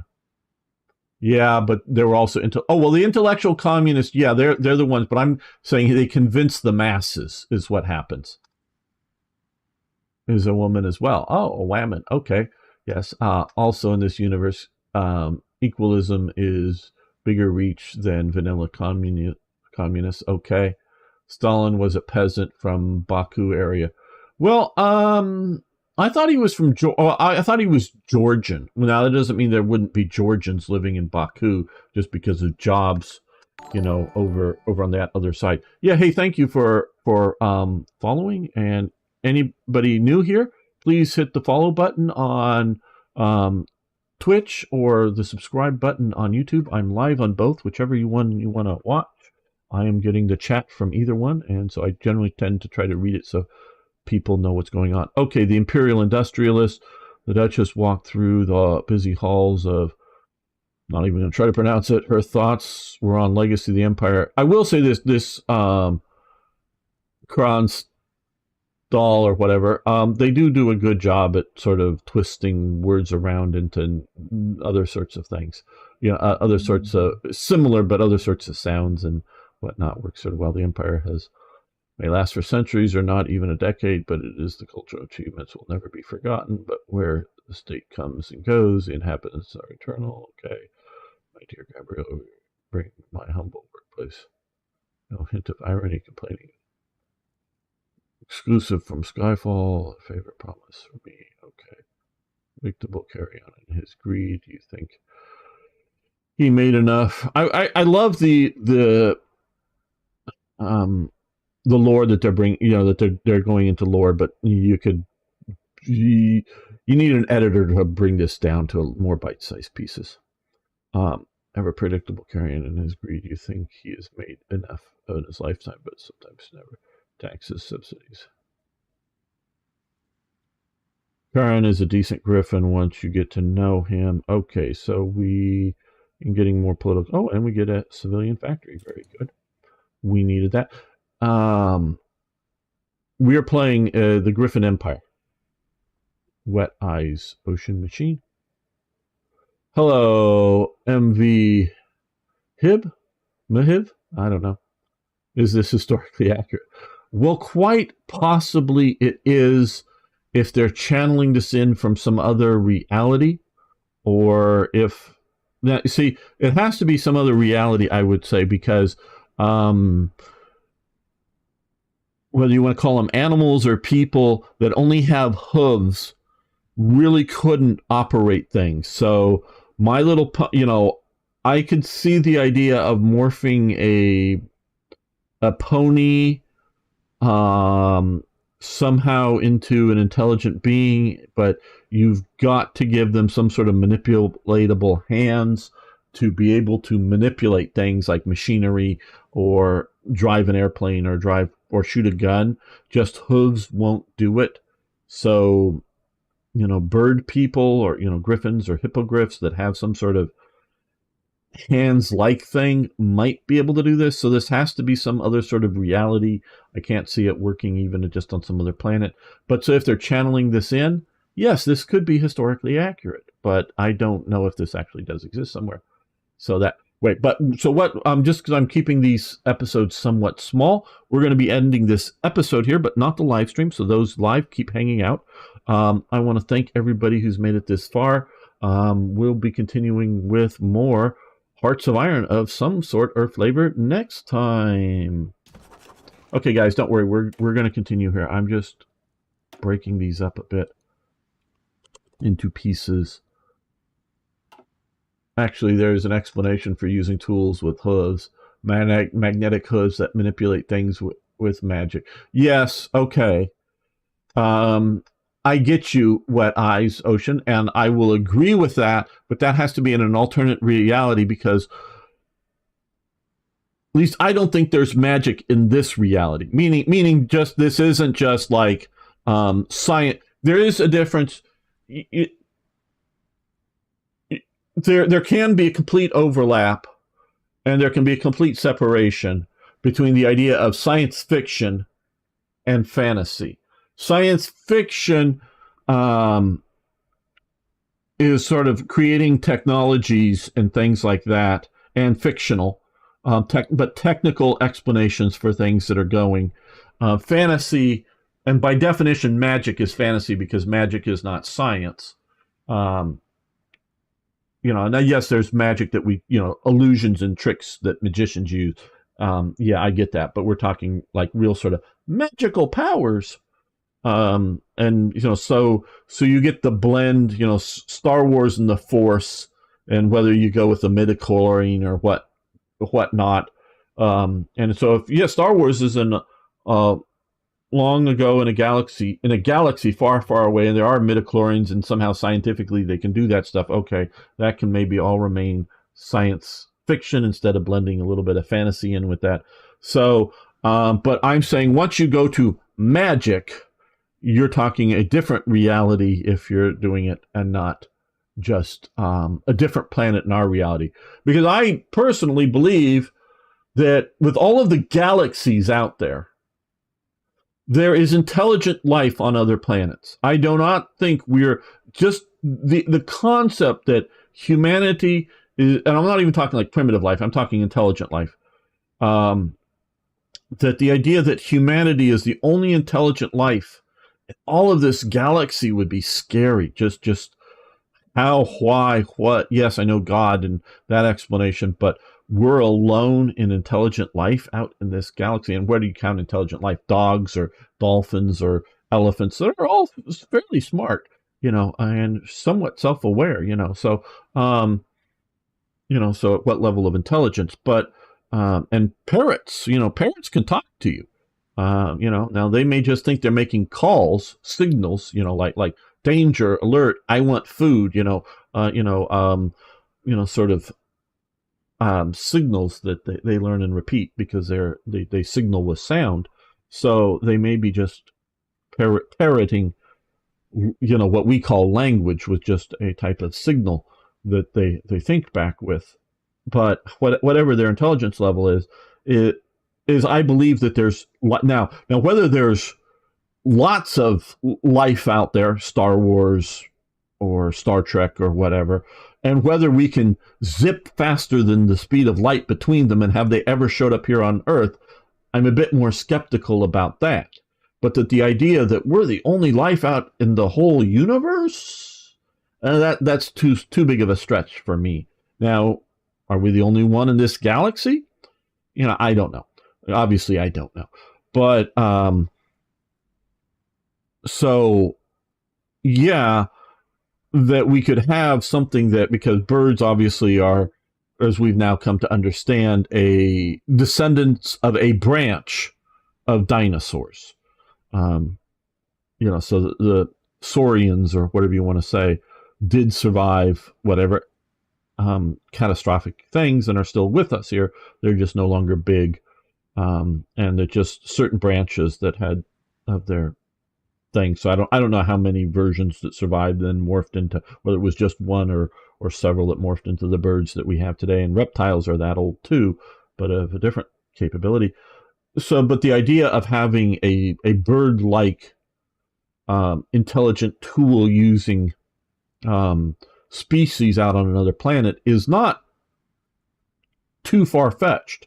Again, I'm not saying it's like common or they're visiting us all the time or anything like that. I'm just saying they're out there.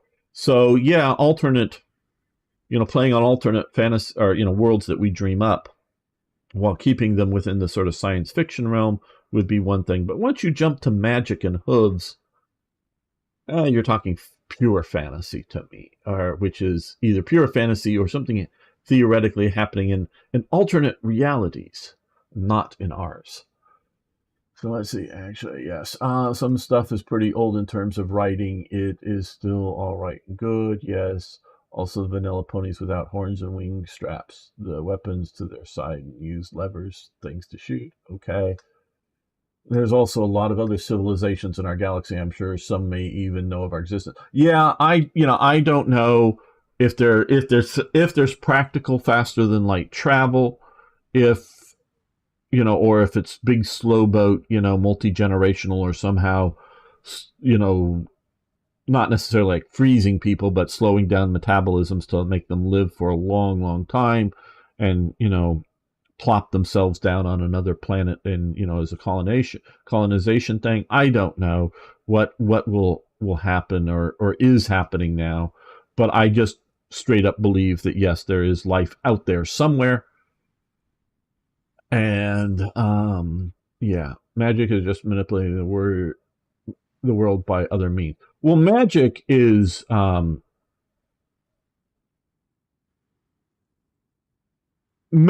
something that we can't explain. Because once you explain it, it is no longer magic. I remember reading about how the Gurkhas, the British military guys from Nepal, and they're recruited from certain sort of tribes and not just generally in Nepal, but certain tribes in Nepal still to this day. But back in like the 50s or the 60s or the 70s or something, young Gurkhas that had been recruited up in Nepal and brought down to Hong Kong and were being given training by the British, they were like, we'd come reading about how they were mesmerized over, you flip the switch and the light would come on, and to them it was magic. Well, if you don't know how electricity works, or even in just sort of concepts, that's magic. Once you understand it, it's just practical. Whether you want to call it scientific. Science is just the systematic organization of reality. Explaining reality. That's all science is, and it gets it wrong at times, and we readjust our things. But it's just that. That's science. So trust the science. Well, science changes because we understand reality around us and explain it better and differently at different times. So, yeah. So for it to be magic, it has to be something for us, whoever the us is, whether it's a primitive out in the jungles somewhere or a city sophisticate, has to be something that happens that's physically observable or whatever happening, and we can't explain it. As to how it's working, that is magic. Whether it is actual magic or just simply we don't understand electricity. So yeah, so that's how whenever you want to explain things in literature or literature obviously is the printed word, but in movies or TVs or video games or whatever, and you don't have a hardcore scientific meaning, you call it magic, and that's cool. And I like fantasy. I've read a lot of Dungeons and Dragons fantasy books, played a lot of Dungeons and Dragons. So I'm cool with going with the term magic and creating certain rules within the world for how that magic works. But that just still makes it one level or another fantasy. Magic is pretty interesting since we have few nations having meritocracy in their forms of government. Examples, Bernard. Okay, going a little beyond my knowledge of this world here. We call Gurkhas head choppers. Yes, they could do that too, Singh. I know India still maintains, I believe, a few battalions of Gurkhas as well as the British. That still, I think, just one battalion or something they may maintain, one or two still done. But yes, India still has that. So, all right, we're going to make another episode here. So, I'll try to keep on the game. But I hope all this is fun and entertaining, that I blather while playing these games.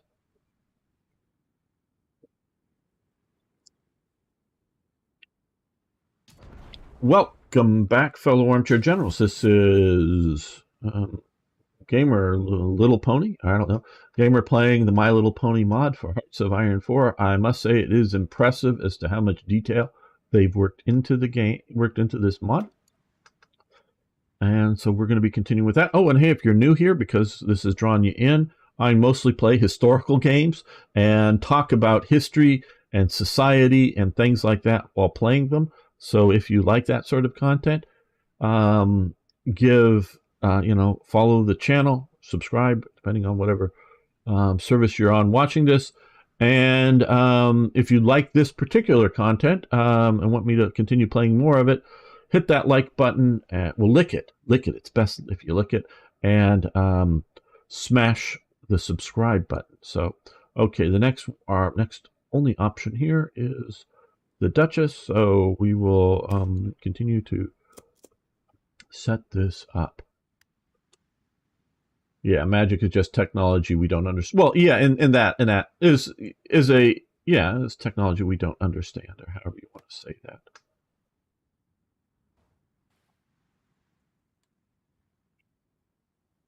And well, it's also belief, because the Simbas in Congo believed that the witch doctors could make them bulletproof so long as they chanted a particular chant and waved a palm frond in front of them. And they were perfectly bulletproof. So I don't know that is magic, but I don't know that is a technology. Now, of course, when somebody got shot, okay, how so? I want to put this.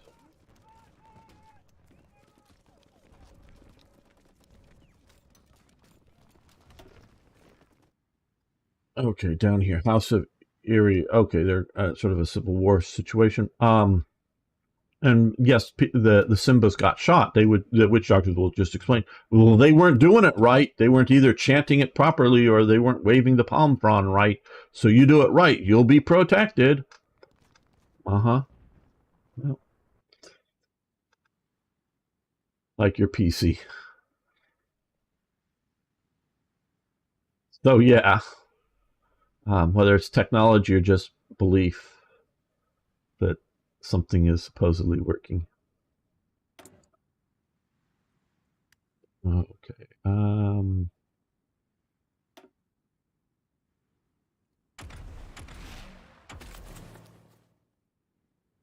Well, none of these things are at least currently relevant. Oh, I'm going to save up more political power.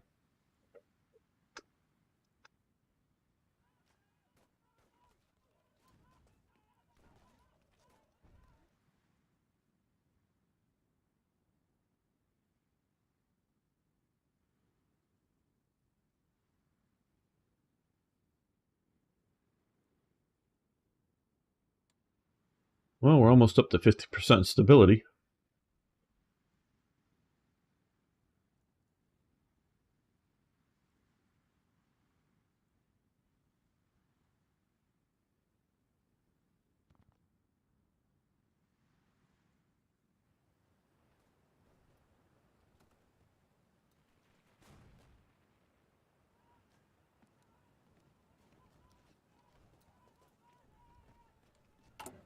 Okay, we're not producing any aircraft. That's why we don't have any. We are.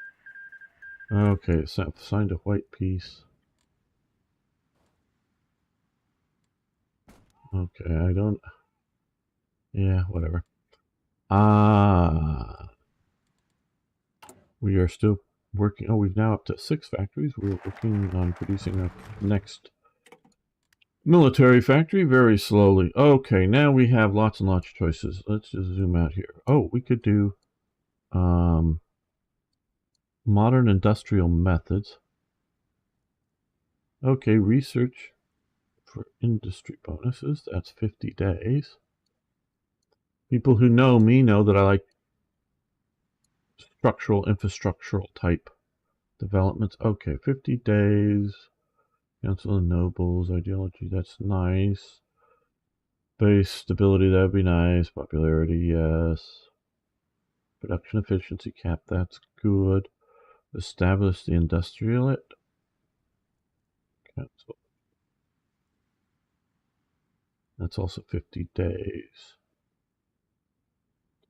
Support the Reich army.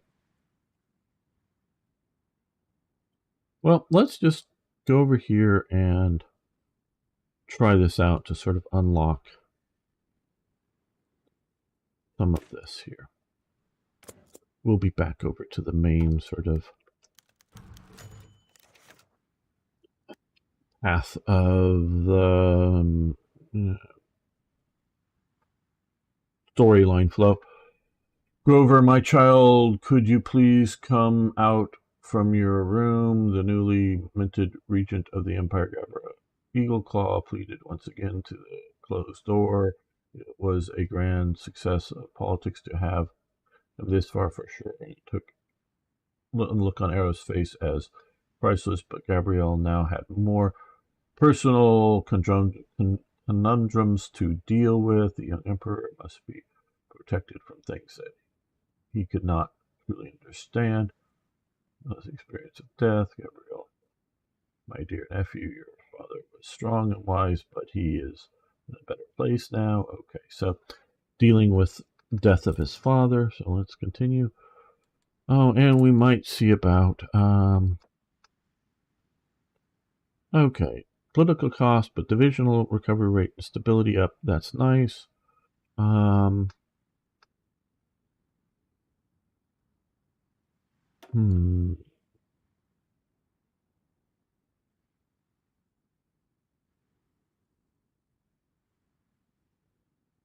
Only do this right now.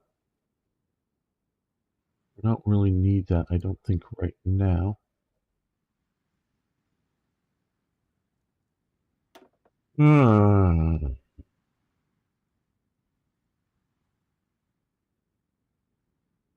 Well, I think some of their government is...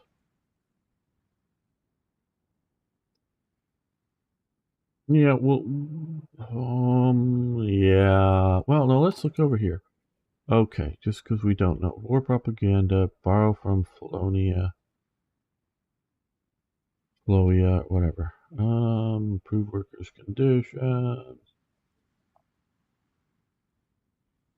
Reorganize the network. We don't need to do that.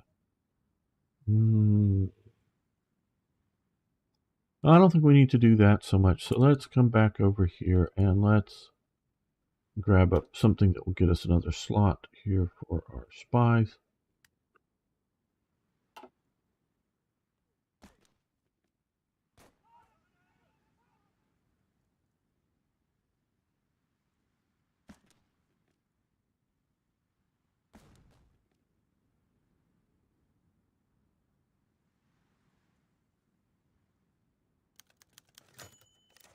Okay, Imperial Banquet. Imperial Banquet is an ancient Griffonian tradition that dates back to the glory days of the Empire. Every 10 years, nobles from all corners of the Empire would assemble at the capital of Griffinheim to spend one, sometimes even two, joyful evenings together. This was helped strengthen our ties with many dukes and princes of the Empire and allow the Emperor to improve relations with them. The next banquet is scheduled in just a few weeks, but our court is unsure about the exact procedure considering our weakened hold over the continent. It is unsure whether we should invite only those nobles who are still loyal to the empire, or whether we should extend a claw. Again, I like the way they sort of said of a hand or whatnot, a claw to all those who were under our banner as a sign of goodwill. Okay, more pontificating um, by Gamer.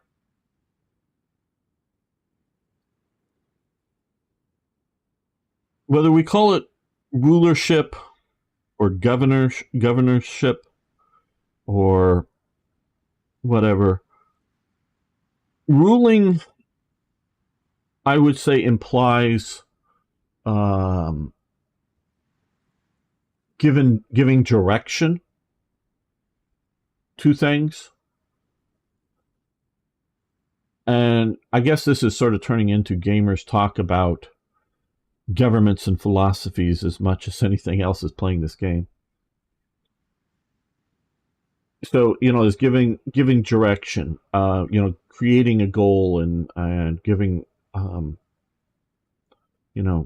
directional goals. Where governing is to set limits, is to govern people. So to rule people, it would be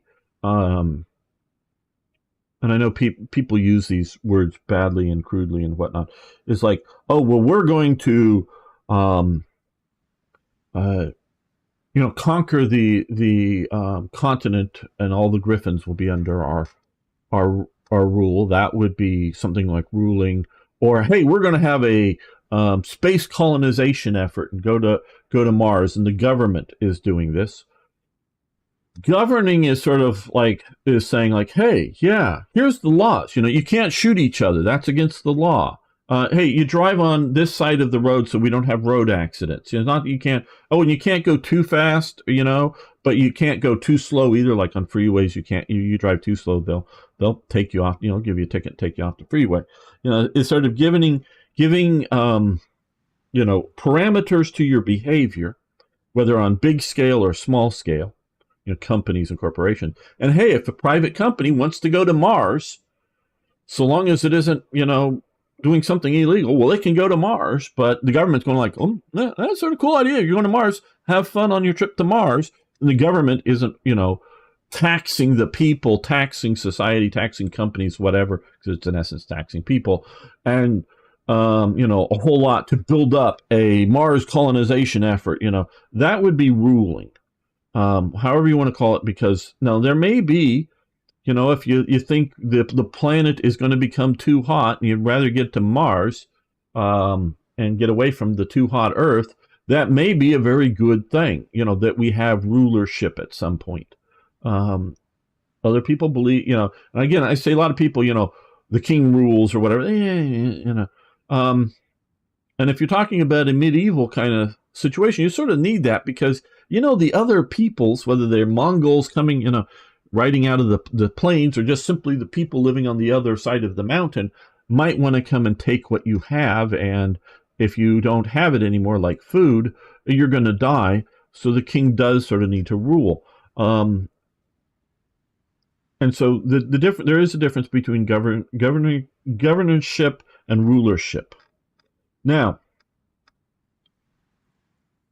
titles, and people can get all sort of hung up in them, especially modern people, that somehow because you were born, you're better than other people. And yeah, that's definitely a medieval viewpoint. But a more modern viewpoint would be maybe something along the Confucian lines, is that to be a Mandarin, is my understanding, in, ancient China, you had to pass tests to become it. Now, sure, that you had a family background that could get you educated probably did mean that you were from, higher birth status. You weren't finding a bunch of, dirt poor peasants becoming mandarins because they didn't have universal schooling and whatnot. But that the idea that, to achieve a certain status, you had to, pass certain tests, meaning for them, mostly it was read the classics, the collection of works, and be able to, pass the test based on them to prove that you read them, so you understand, sort of Confucianism and all that kind of stuff. So what that's sort of one way of whether it's governing or ruling that you can do. Because having one person be king, well, if your king looks sort of like a county somewhere, whether in Ireland or in the United States or wherever you have a similar idea of a organization of a county, yeah, king of the county. You want one guy, he can sort of wander around and like anybody who has problems, he can sort of like fix them, like disputes, who, what, where, and or hey, we need help, moving something big. Well, the king will organize up people to move, get a bunch of muscle power, or if it's in a modern sense, a bunch of trucks to pull something or whatever. So the king can sort of run around in personal rule. But as you get to larger scales, he can't do that anymore. Or whatever your executive head, whether it's an elected president, it doesn't have to be king. It just is sort of the idea. You're president. You don't need a bunch of other. If you're just president of some county, a sovereign independent county, or like canton for my Swiss friend here, yeah, you can have president of that canton that's entirely separate or something, in whether he's an elected, for life or for a year or for a day or whatever, or some hereditary thing. It's not the point. Is but one guy can sort of organize up things. And he doesn't even need a council or voting because, yeah, in the practical sense, if he can't convince people to do what he says, he's just one man. Whether, if he can convince enough guys with whether it's armor or guns or whatever, he can, rule by force, but he still has to convince that group of people that somehow he is better than other choices, including somebody else as one of those guys with that gun who might think they want to be king or president or whatever. So whatever your method is, you can have a sole ruler of something, and he can be very effective at a certain scale. And the reason you don't need voting is because he can go around and talk to everybody. And if everybody wants, whether to improve the plumbing or improve the electricity, and we can only do one right now, which do you want, better plumbing in the county or better electricity? Choose, whatever that may mean. Now, if you're in a desert and you're starving, you need more water coming in, well, you're probably going to go for the plumbing first. But hey, if it rains enough and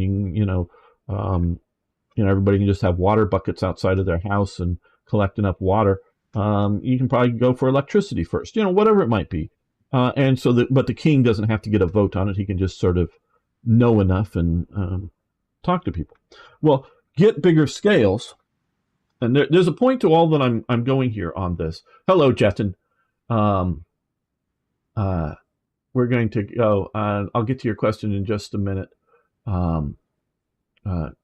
Because I don't want to lose this.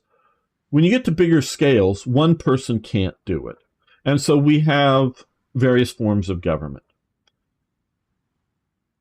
But beyond the decision-making process of who or what gets to rule, meaning whether it's birthright or achievement or voting or whatever, beyond that part,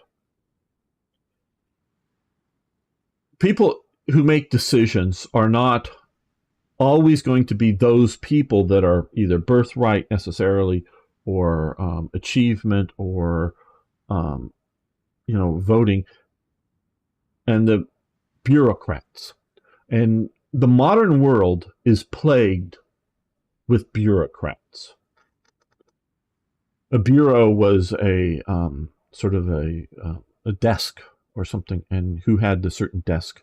So who was writing the things behind the desk is sort of my understanding is where that word comes from. And it's crats, rulership by people behind desks. The problem with bureaucrats is there often is not real penalties for bad decisions. And there is often not real incentives for good decisions. Meaning that unless they are, somehow out and out criminally corrupt, the worst that's going to happen to is they're going to be fired. In most societies, I'm not saying that there aren't societies that you get shot if you do it, but Mostly, yeah, you make bad decisions, on where the railroad will go, or whatever little peddling. It could be little piddling little things down on the individual scale. Somebody's applying for a license to open up a hot dog stand somewhere, and the bureaucrat who is going to endorse or allow that or not to allow that to happen. What the hell does he care? If there's a hot dog stand on every corner or two on every corner, what the hell does he care? Or if there's no hot dog stands on any corner, what the hell does he care? He doesn't have a stake in the game. So whether, issuing too many hot dog stand licenses, and I want to bring this down to that sort of level, or too few, none or whatever, the bureaucrat doesn't really care. Now, you might think that makes him a neutral arbiter of it. And maybe somebody above him that says, we need 10 hot dog stand people in this city. No more, no less. And so long as you make the cut, you have a good hot dog stand, you get in it, and once those positions are full, they're full until somebody loses their license, because they go out of business or found that inspections that the hot dog stand is dirty, so they lose their license. And then, and presuming the guy's not corrupt and taking bribes, it's just sort of the next person in line that's applied for a hot dog stand license. As long as his machinery is good, he gets the license. And you could just think it's sort of, just sort of basic inspection, basic whatever, and that kind of thing. But he doesn't have a stake in this other than bureaucratic politics, which might be, hey, if he can issue more fines for it, he funds his department more, so he's more encouraged by higher ups to issue more fines. If it's like for dirty restaurants or whatever, and so he's more picky. Well, yeah, we all want clean restaurants, but is it just finding excuses to ticket people, or is it really trying to keep a restaurant clean, that kind of thing? So you look at that way. But we have a plague of bureaucrats. That's on the one hand. And this is what we're looking here with this empire, because we're looking at something, again, larger, because it's an empire, than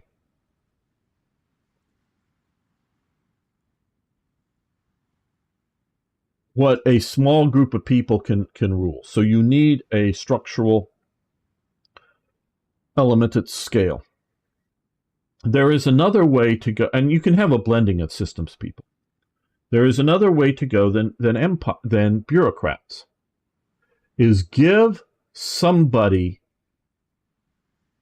a stake in the success or the failure of the thing. Meaning, let's go back to the hot dog stand.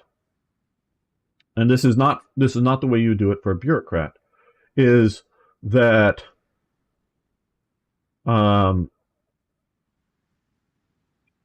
since the hot dog stand has to pay taxes on its business, let's say the bureaucrat gets 10% of the government's income, from the taxes. He that's part of his job. And that's maybe how he gets paid.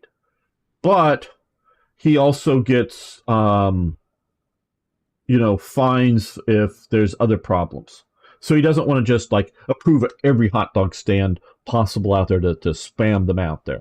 There's, if they go out of business or if they're found to be dirty or whatever, if it's too big of a job for him to manage, he may end up not getting any reward.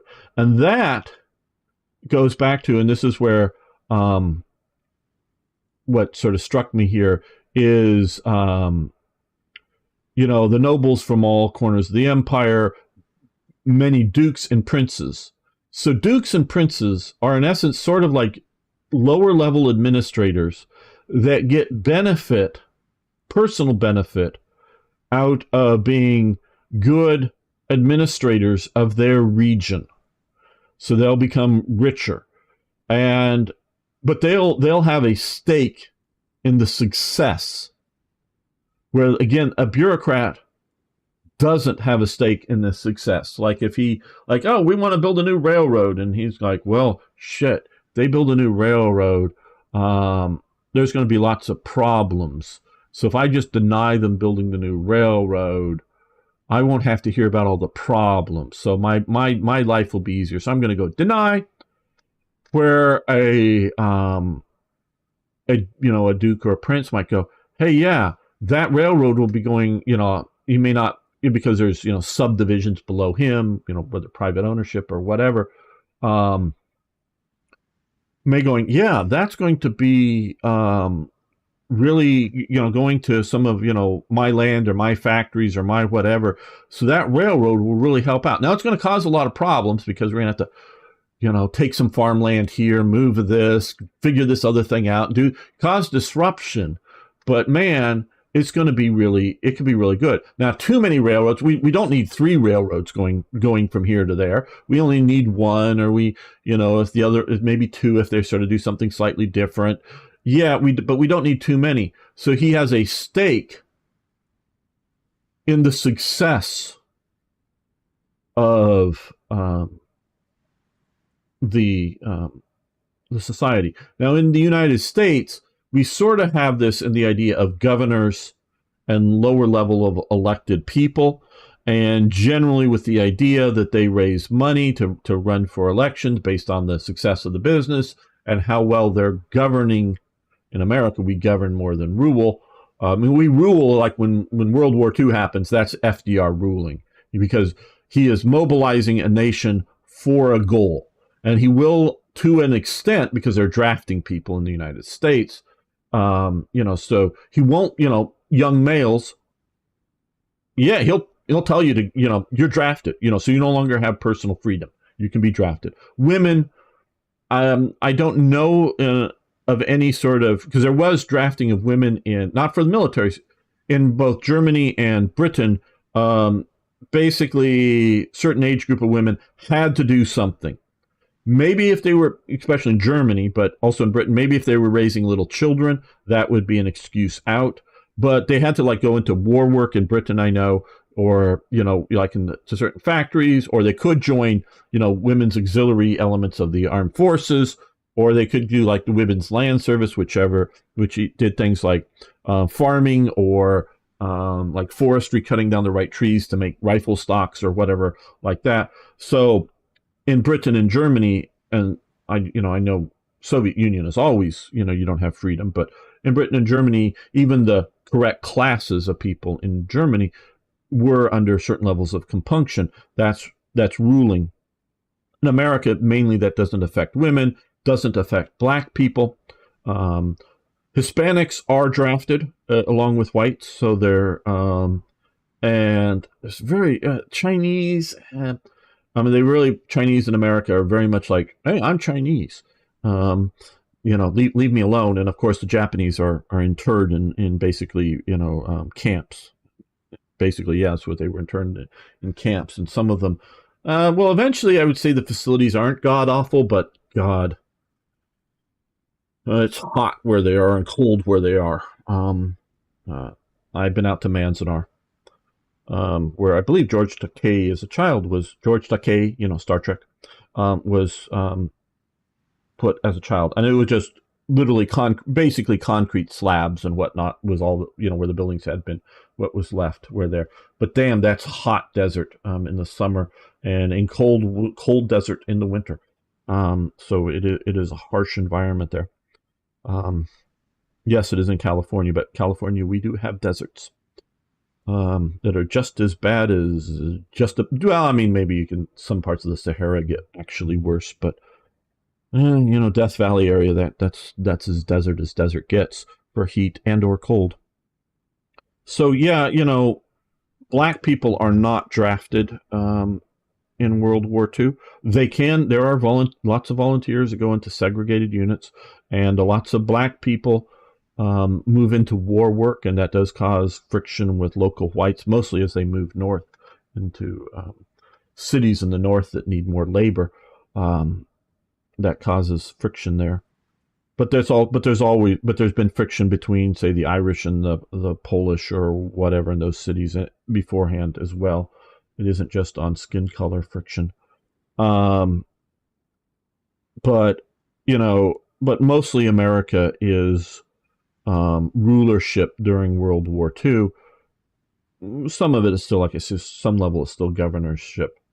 Nowadays, it's mostly governors. We're governing the people without huge, strong national goals.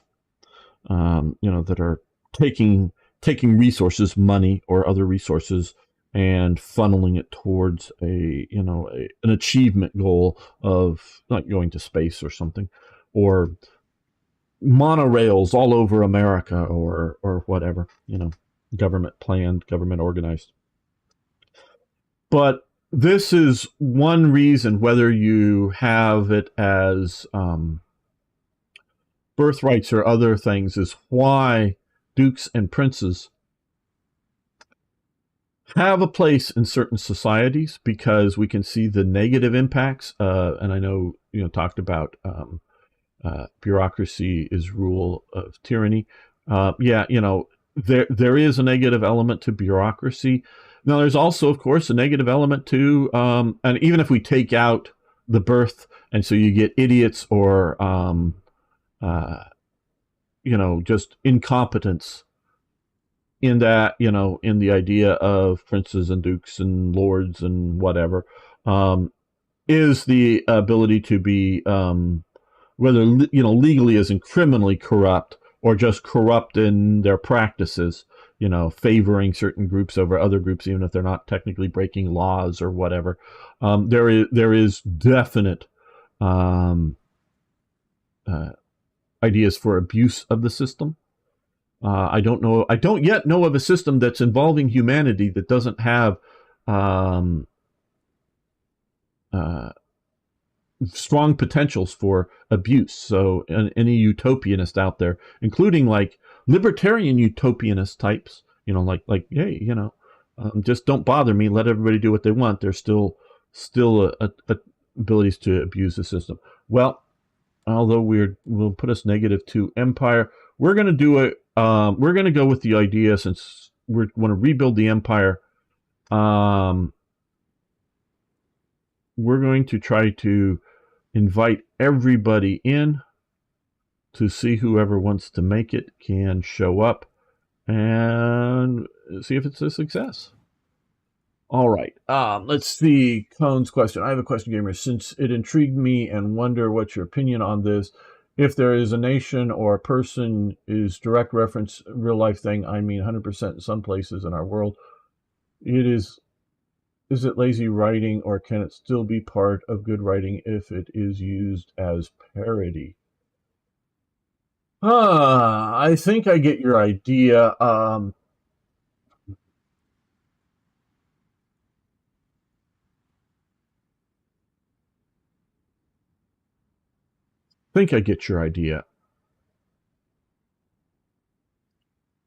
I do like reading good historical fiction.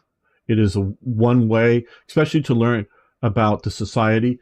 Unfortunately, well, maybe a couple of years now ago, he passed. Dewey Lambden was a very good historical fiction writer, and he would write the world as he understood it was back, and he was writing the late 18th, very early 19th century, up into the like Napoleonic Wars kind of period, historical fiction.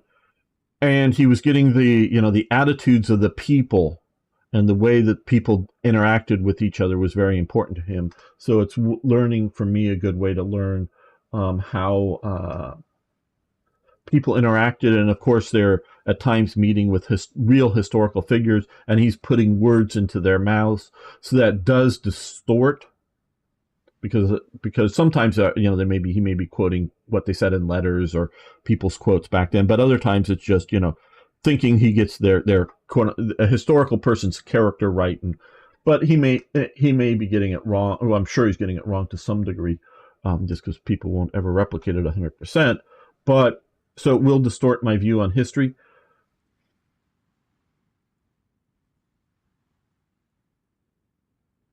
it is an ability to abuse it greatly.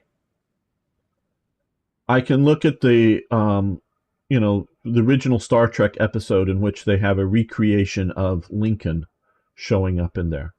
And I think they do a very nice job, a very sympathetic job to Lincoln and to Lincoln's ideas. You can take that and even using actual Lincoln's quotes, but using them out of context, distort badly people's perception of history. So that when you're talking about this, so that is well, the game's going good so far. I'm enjoying it, but I'm also talking about other things. So there is a real problem with distortion, with historical fiction, whether in books or in movies or TV, and giving you a very bad impression, and sometimes putting modern sentiments into historical personalities, just that. Where if you do it purely fiction, you're taking it away. So I don't know if I have a good answer beyond that. I think I'm trying to get you, Cone. Okay, dictation, edict, Jetton. Okay, yeah, bureaucracy is rule tyranny. Rules are useful, but not always the only way to deal with issues or make decisions on. Often they make more rules to make up for bad bureaucracy. Yeah, I think government jobs, particularly in the U.S., but I presume everywhere, are overly protected. I think it is too hard to fire bureaucrats, generally speaking. I think there could also be incentives, as in like payment your pay-based incentives to improve, or that if you're doing something well by some sort of metrics, the economy is getting better in this city. Certain bureaucratic, people that you would feel that would be responsible for that may get a 5% pay bonus because the city, you don't give them outrageous things, but the economy is getting better in the city, so they care about making the economy better, not just, well, I'm worried about my job, so I'm just going to deny unless I have to, because if I make bad decisions, approve something that then goes wrong, then I may lose my job. What do I care if if the city's economy? Now, of course, you do get bureaucrats, I would presume rare, because I've rarely met them, that really actually care and want to make things better, but they probably exist. Okay, last night made for a rather disappointing and poor sight. Of the many nobles that were invited, only a small fraction decided to accept. Duchess Gabriella, Eagleclaw, and young Grover. The 6 attended as well and attempted to lighten the mood in a rather empty-looking halls of the Imperial Palace. The grand feast marked the end of the celebrations, yet many of the places on the tables remained empty. The regent thanked every griff that showed up and cursed all those that remained home under their breath. You shouldn't have invited them on, after all. Okay, well, I understand this is the thing here, but this is something I learned long ago. Do not hold a party in a very big room, or in a room bigger than the size of the attending of the party. If you have 12 people in your party and it's in a cramped room, it is a successful party. If you have 12 people in a big empty hall, it's a boring and lifeless party. It's just human nature. I don't know about bird nature here, but human nature is that if the event hall is too big for the size of the crowd, it will, and it's just not even like people not showing up. It will just be like people will sort of naturally spread out, and it won't be very lively. But if you stick all these 12 people in a rather small room, hey, it was a great party. Same group of people, same reason for showing up. Put them in a small room, it'll work. Put them in a large room, it won't work. Now, Of course, I would have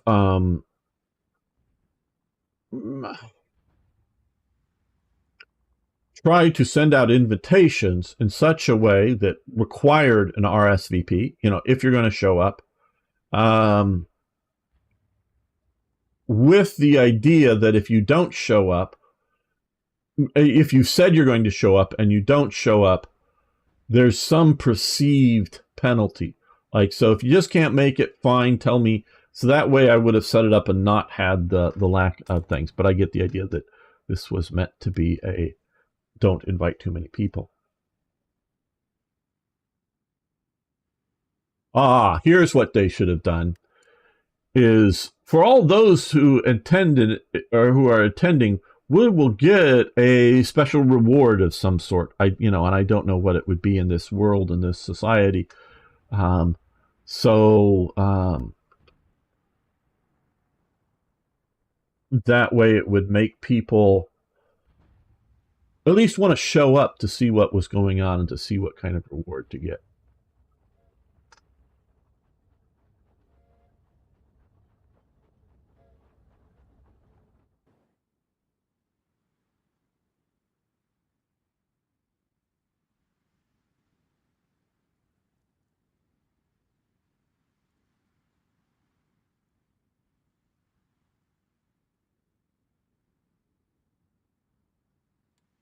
Oh, we're just letting the clock go. We're building up our reserves of equipment.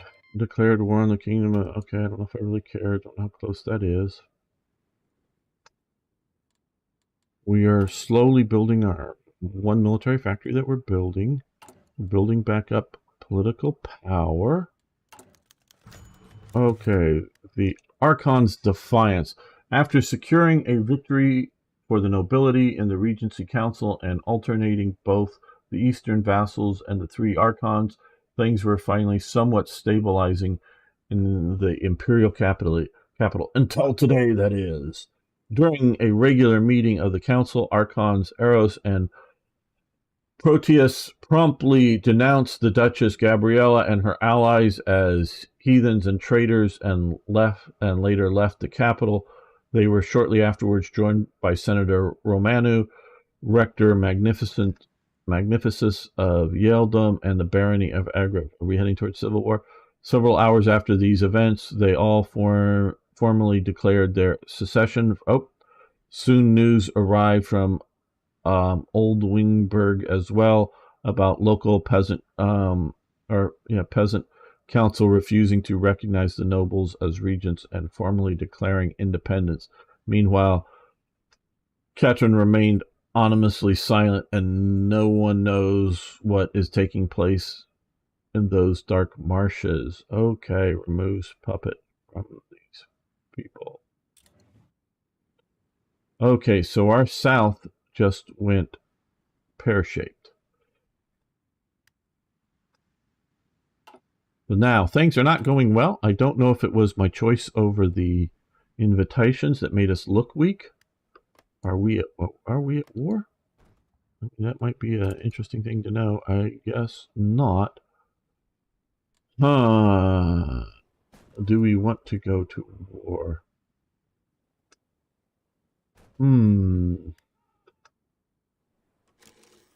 Alright, well, let's move you down to there.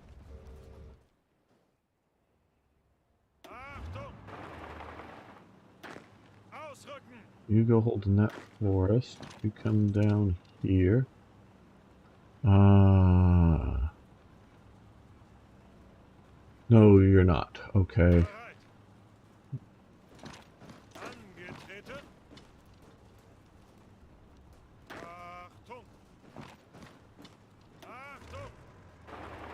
Let's just move cautiously to our borders.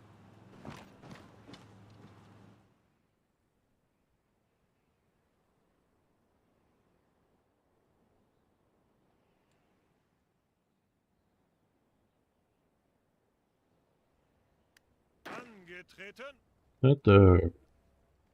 Oh, wait a minute. Is there a...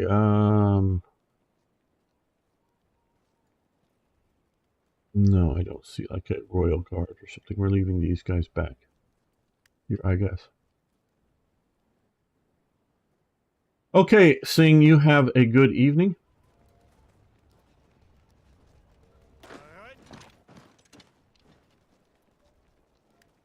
Okay, spies. Well, we can get a new spy.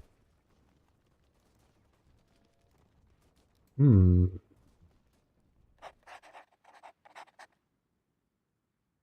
Let's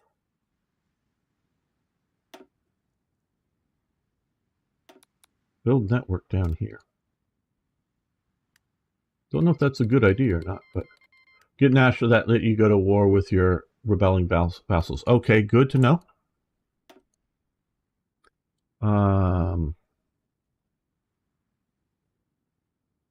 We'll find those in time.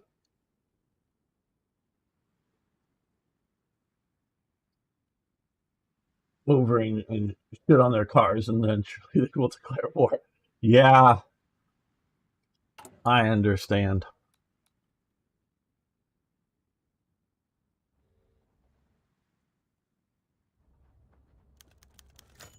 Okay, Bronze Hill nationalizes imperial assets. Okay, much of Bronze Hill's industrial and infrastructure mining assets are owned and operated by firms based in Griffinheim.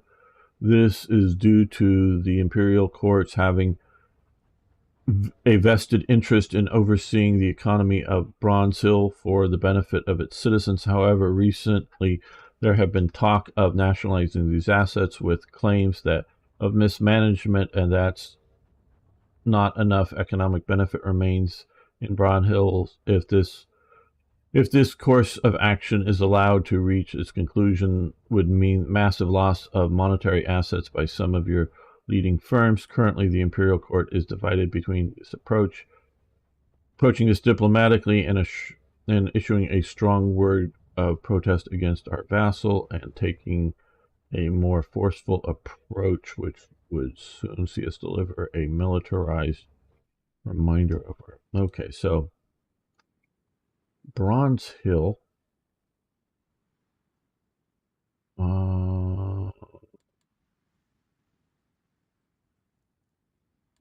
Where is Bronze Hill? Let's look for Bronze Hill.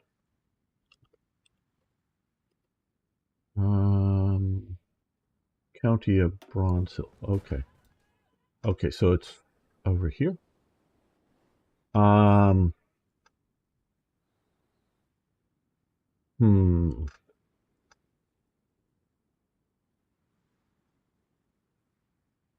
Political. We are busy with more pressing matters. Let them nationalize. Send a strongly worded protest.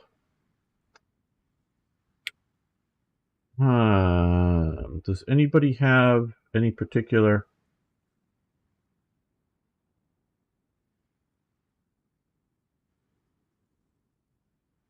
advice on this? Is there like a, because these both are bad. I mean, political power. Well,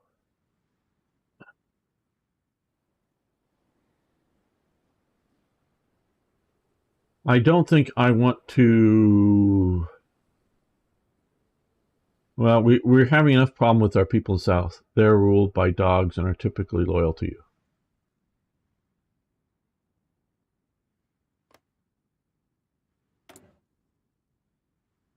Okay. Don't know what that means. I don't know, Pickle, which does that mean we should protest or let them nationalize?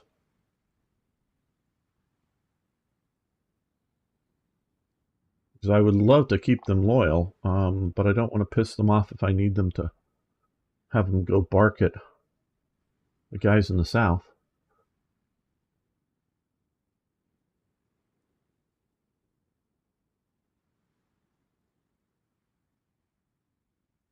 Protest. Okay. So we'll protest. I'll take your advice. I'll take an expert's advice.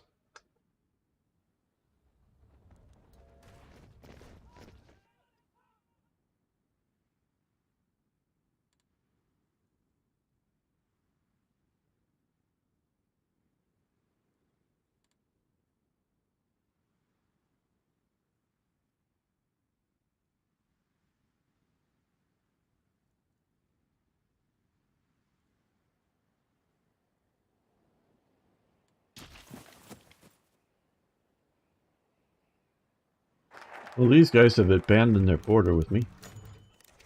Okay, Blue Moon Festival today. Griffins around the world gather to celebrate the annual Blue Moon Festival, originating Griffins.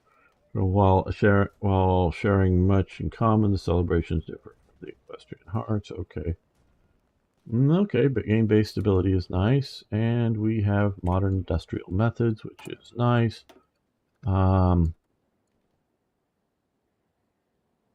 Military factory. Build railway from Griffin. Unfortunately, I don't know that that helps us so much. Okay, prepare for war. I see that. Remove bloated bureaucracy. That'd be good.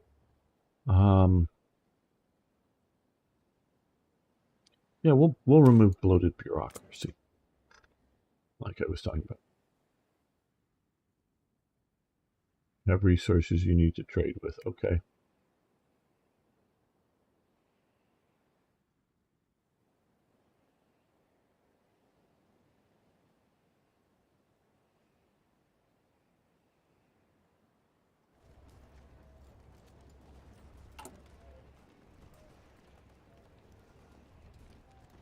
Now I think let's train another Imperial Knights unit, because I think we have both the pony power and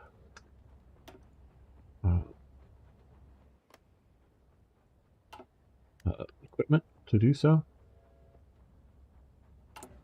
Good to know. Good to know.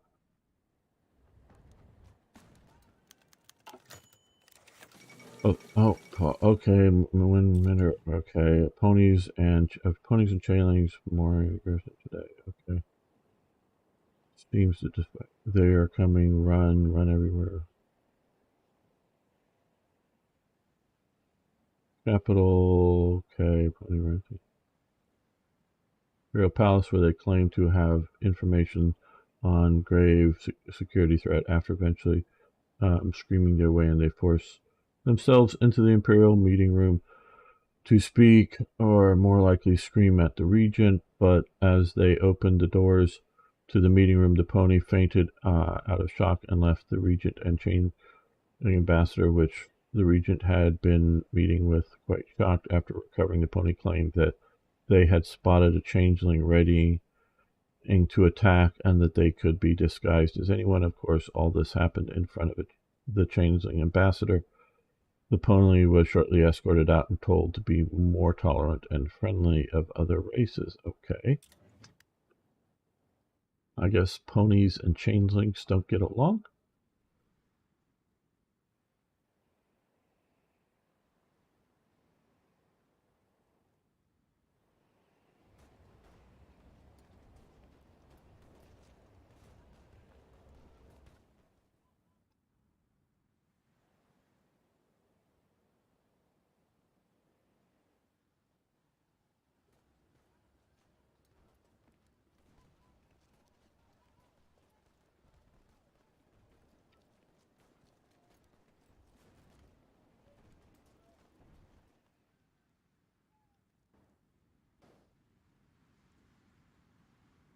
So it's looking like a mostly peaceful. I think there are still some conflicts down here in places, but mostly peaceful world. And then there's war.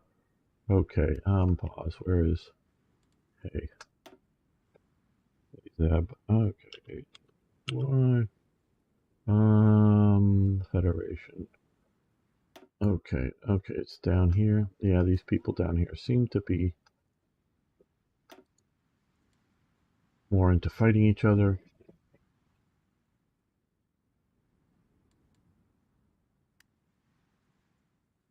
Okay, we now have more military factories, and we now have that freed up. We got 4 years of fuel, current usage. We're still, or no, it's going to take 4 years to fully get our Fuel up to full. Okay. Obviously, we don't need to enable dockyard at this moment. I think we could go, well, took us long enough to get the military factory. We'll do another civilian factory. But we have very few places which to put them. Well, let's put it out here. And for this, well,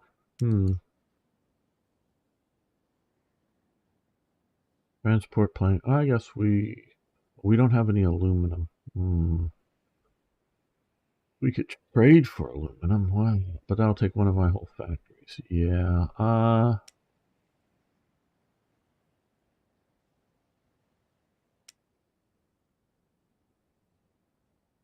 Do we want armored cars? Do we want more trains? Okay,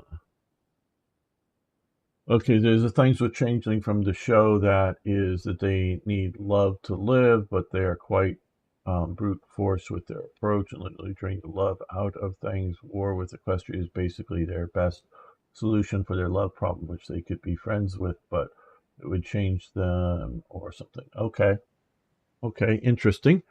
Yeah, love things to death. That doesn't sound very good.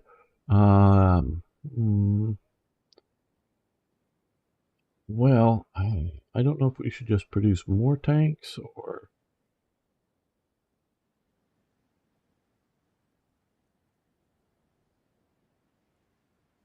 more rifles. Yeah, let's just do more rifles. That'll use up all of our steel.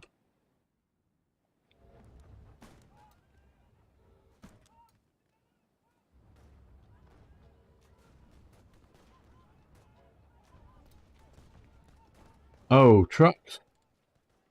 Yeah, you're right. Lum is right, trucks. Okay, let's, trucks, we do have, well, we don't have any rubber, but, yeah, we can probably do that. Okay, so we'll go back to 2 here, and we will add trucks. Thank you, Lum. We do need to try to get some of that going. Yeah, no, you're absolutely right, Lum. Absolutely right.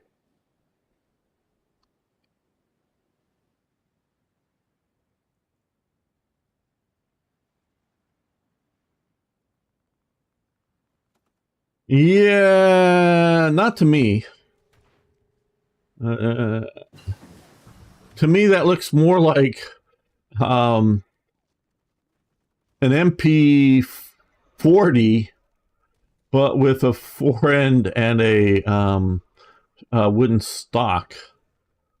No, it doesn't look like a FAL to me. To me, at least. Or more, yeah, so a little more like a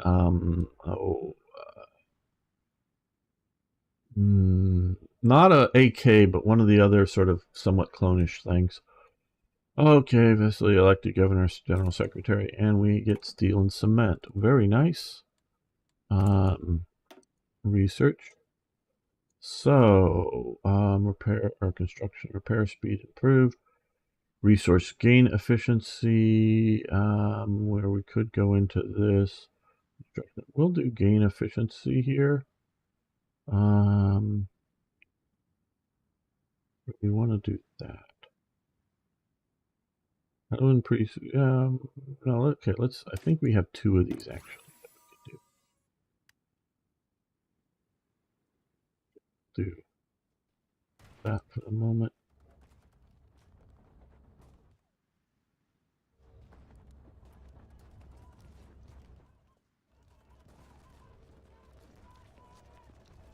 Think like a Czech copy of the AK's VZ 50 something. I think it was. To me, it looks more like.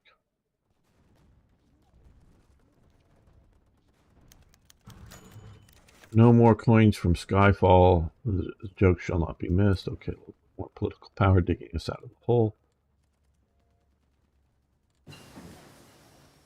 Enchanted machines. Very good. Okay, we have enchanted. There are no year dates on this. I am a max factories in state plus 10%. Free repair. That could help us out with more slots. Quick hitters. We are looking at possibly war, but I think we're going to go with that. We could use. We're running out of ability to put factories in states and things. It's easy. Yeah, that sounds about right. 58 or something like that. Yeah, that sounds better. I'm sort of a gun nut, so that pickle. So I'm more maybe picky on what looks like what. I mean, I'm a gun nut. I think that describes it well enough. Deal with the bureaucrats. Okay, second Aquila Revolution. Right. So we've dealt with the bureaucrats. Could develop grants or restore the Central Bank Griffins. Good things. Do we want to... Yes, we do want to do these other things too, but... Unite the nation.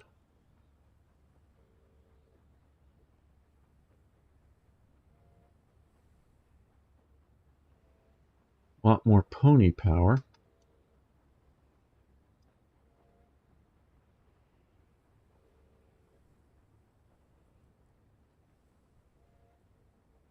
Stability.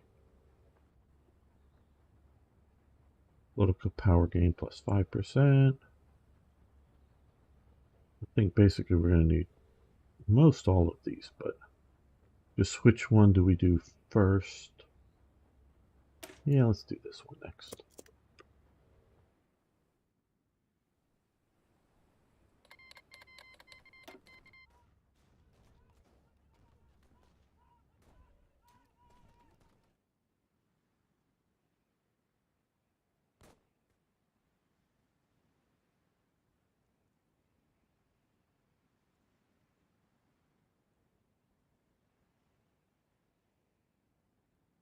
Okay, we're going to keep this going on the live stream, but I think we're going to break this up into segments here. So again, I want to thank everyone, especially Tim, Strongarm, Niagara, Timothy, Sir Toyjet, Gary, Garrett, Marcus, and of course the Hoffmanator for support over on Patreon. But everybody else, all I ever ask is licking that like button and posting a comment. That really helps a lot. So if you do those things, see you next time for more, yes, even more Hearts of Iron. Yeah, well, we're going to continue here. Just breaking it up. Welcome back, fellow Armchair Generals. This is Gamer 1745 with our continuing playthrough of craziness.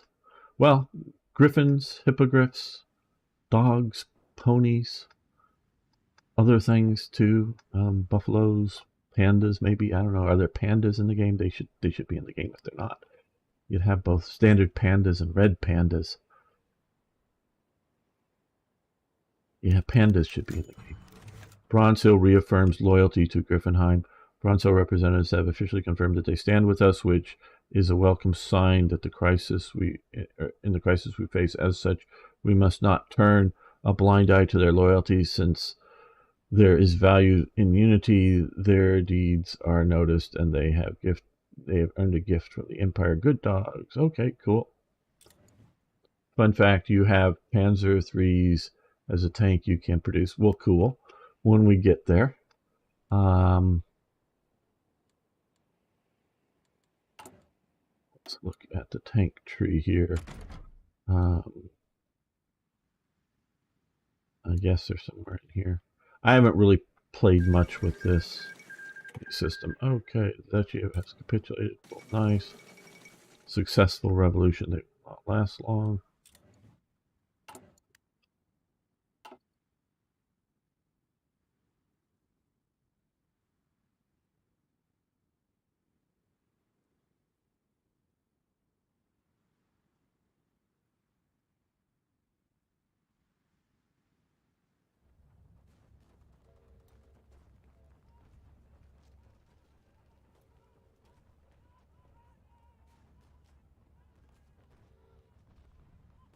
Oh, in the production tab, you mean? Okay, let me...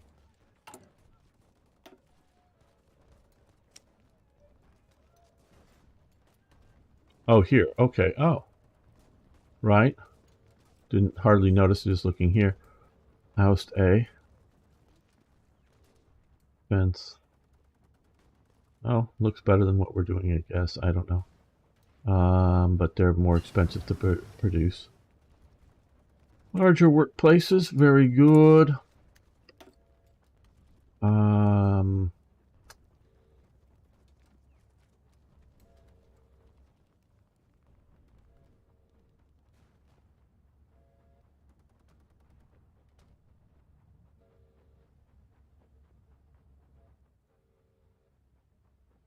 Factory output in a state. Factories in a state. Factory output. Yeah, we'll go with this. Firstest.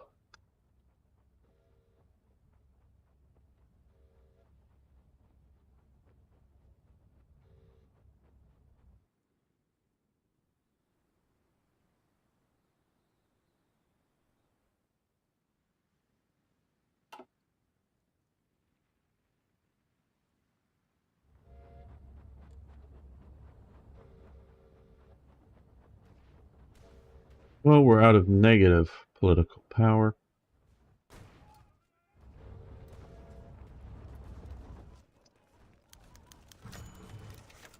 Okay, Aaron's takeover of Romano. I know that's Romano. Okay, following the inability of the Romano City Council to restore order, the Archon himself has stepped in and taken direct control, supported by religious fanatics and loyal Aaronite knights. With his help, the Romano authorities were able to put down the mass riots and protests to ensure that peace and stability remains. Archon Aaron has disbanded the Senate and formed a government of his own, which he promises to be temporary. I'll bet few believe him. The council has lost the battle. Okay, well, why does that hurt our political power? I don't understand that one. They had already sort of separated from us.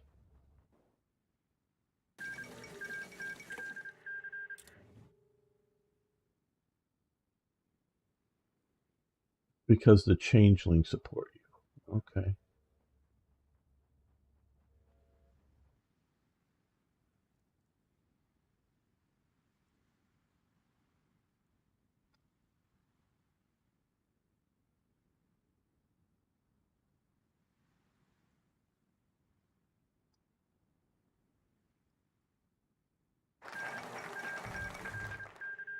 Okay, took some states. Okay. Aries new chosen. National focus completed. Very good.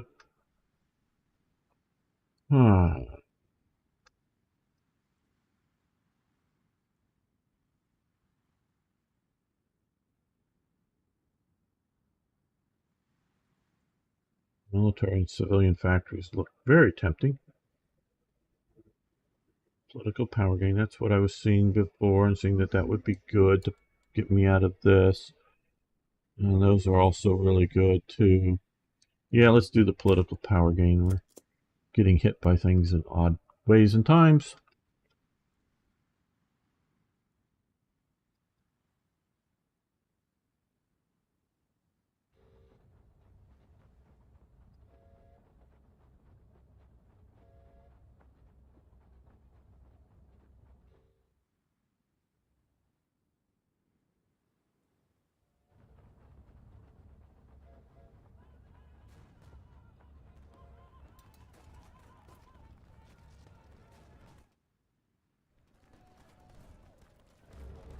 This really is a rich world.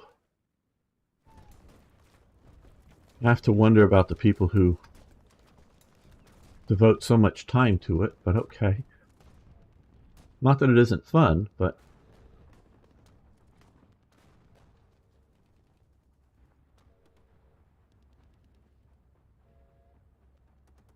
the Borg. Arno, come on, the Borg. Star Trek's dead. They've killed it. Yeah, old Star Trek is great, but new stuff is dead. I don't care anymore.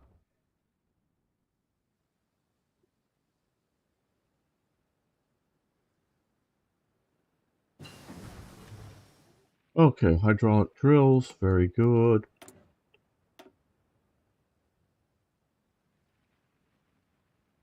National spirit, that is a changing military attaché. Okay. So, okay, military attaché. All right, okay. Not sure what I should do about that, but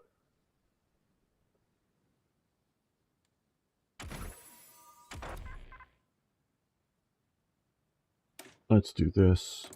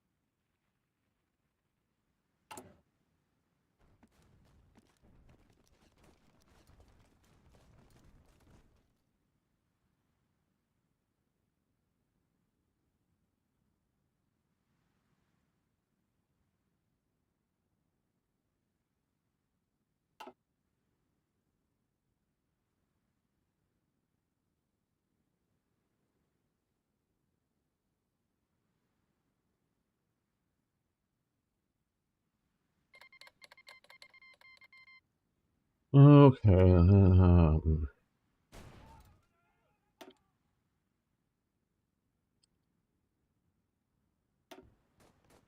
Okay, down here. All right, so these guys declared war on bandits of Black Hollow. All right, well, sort of near us. Maybe a good idea to take out the bandits. Of course, if they win, that gives them a lot more power. National focus is called Changeling Friends. All right. Okay. Then claims are in. Oh.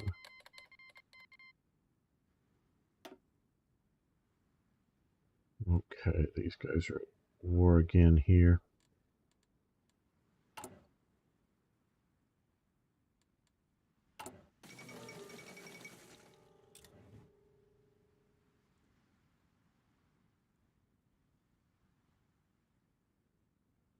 Mod, it is constantly in development. Probably a few weeks we'll get another big update. Okay, which may not be good for me because I play these things slowly, just like once a week. If I continue this, I don't know that I will. Just sort of like once a week here. Okay.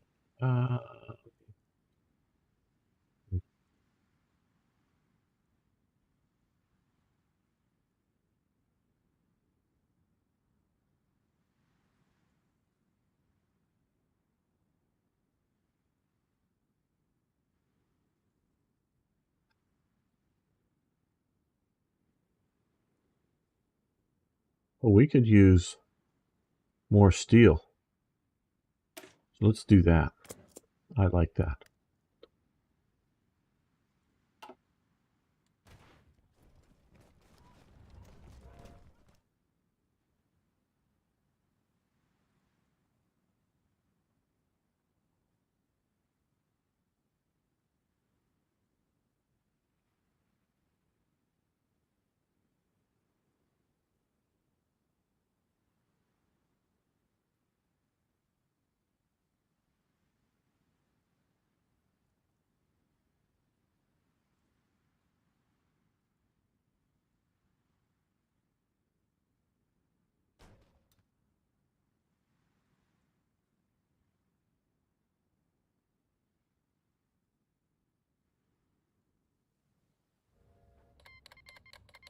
They no longer get to. Okay, so we've got rid of those nasty effects from that.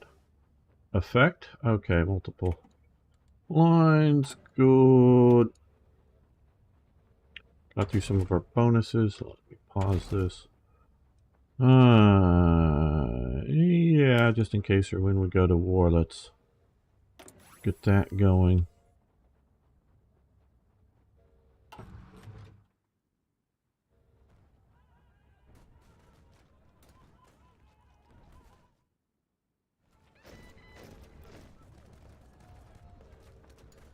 Low pony power. What do we know about that?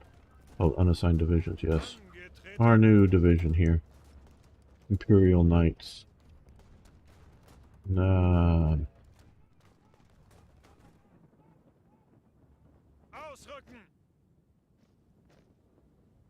No worries, knowing them, it'll be the next month or so. As for the next content, we'll get polar bears over 14 passes, Norwegians and Hyperboreans and all griffins. But I say they need pandas. They need like regular panda bears and red pandas that are the. I mean, red pandas are cute and all, but they need to be evil communist pandas. Oh, maybe they're already in the game.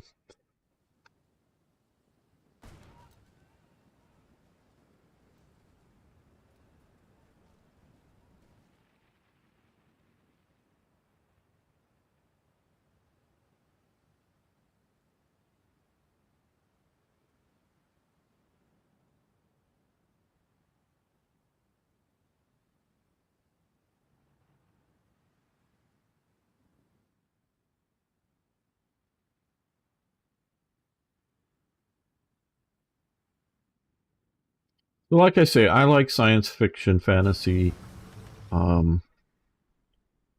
genres to better talk about things that are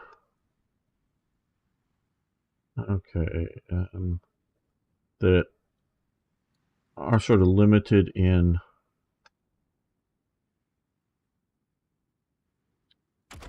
real life to talk about easily.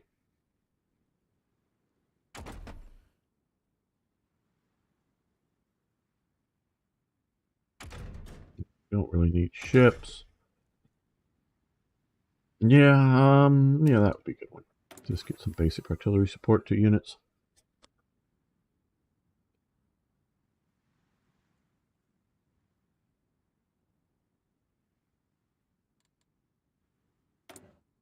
Now I'm a little worried about just dropping another.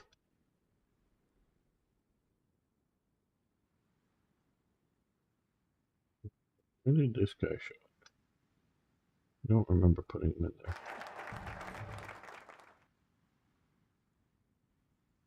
National focus completed. Good.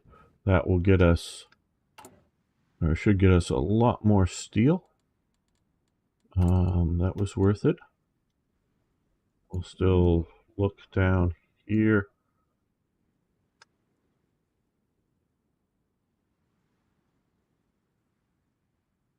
Prepare for war.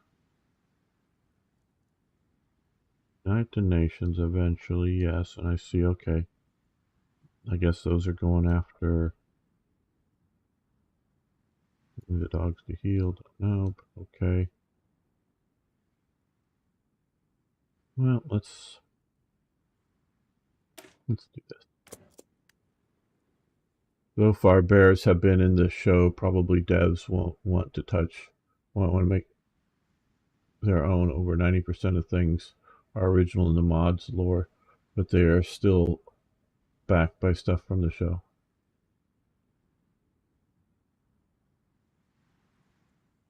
Okay, yeah, I understand wanting to sort of live within the world of what's established, but to me, pandas and red pandas just would be so appropriate.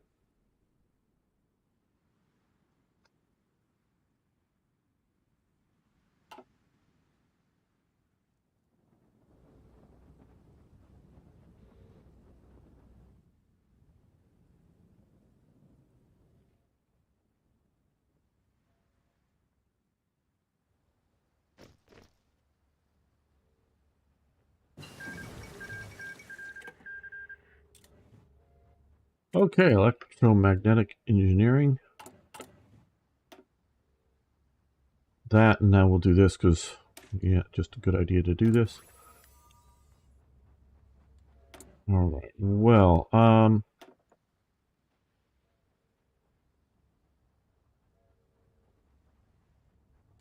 we do have a positive, even if we were to do some of these. It would positively help us out. Yeah. Let's do this early on so research industrial speed goes up. Okay, yeah, Lum was right to get some trucks into production. Let's look at our artillery. Okay, yeah, we've got, yeah, but we'll just do more regular guns. There we go.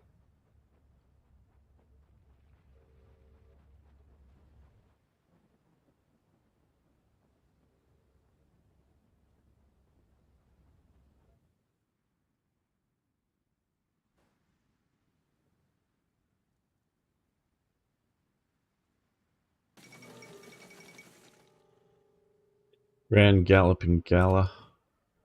Okay, again, more alliteration.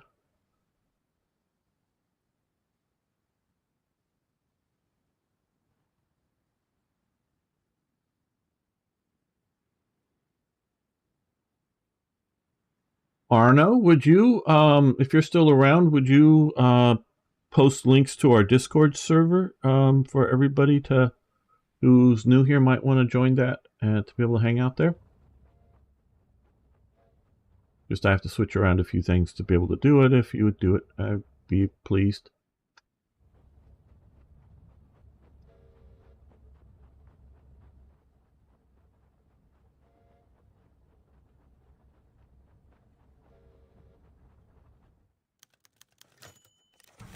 Okay, what is this?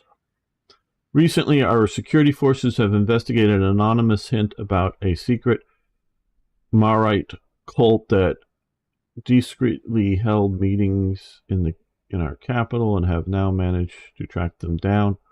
Thank you, Arno. I do really appreciate it. The cultists were raided and they were holding a gathering and were arrested. The Marite cult appears from time to time, but constant vigilance usually manages to keep them at bay, forcing them into hiding away from the mainstream society. However, the fact that a sect was gathering in Griffinheim is worrisome and might indicate that it was merely a single cell of a large organization. Unfortunately, the interrogators of the prisoners yielded few results. Further investigations have already been launched to cleanse the taint before it spreads wide. As is custom, Marioites are executed as soon as possible, but in recent times some citizens have called this action cruel and are requesting we simply imprison them instead and keep them under constant surveillance. What is this Marite cult?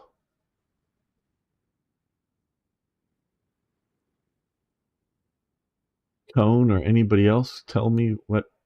Okay, we could gain base stability 1%. Either way, it looks like we gain base stability because we're pleasing one side or the other.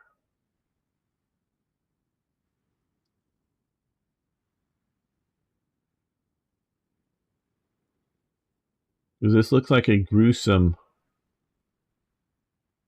image here. What I can see, if this is like a cannibalistic cult or some other weird and unacceptable practices, yeah, I wouldn't be against the idea of executing them, but well, lacking input from experts.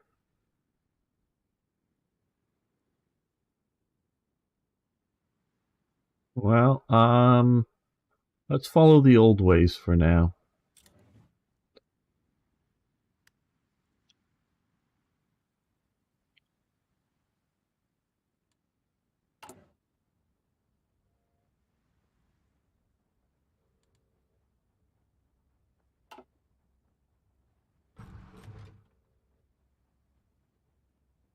That book above your map mode buttons You can read up on stuff that you don't know about. Okay, Lum.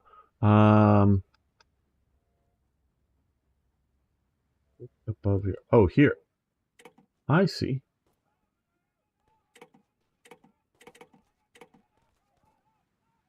All right, we're putting up here, but thank you, Lum. Oh, I don't know where it would find.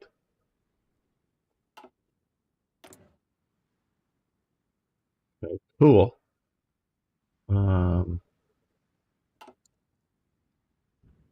But about the Marriott. But cool. Thanks, Lum. Thanks for the advice.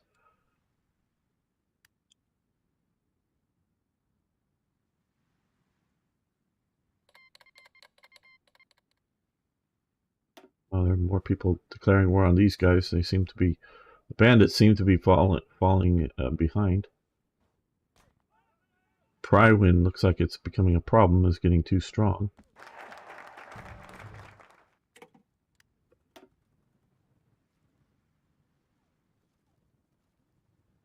All right, well, we can probably not do that just yet.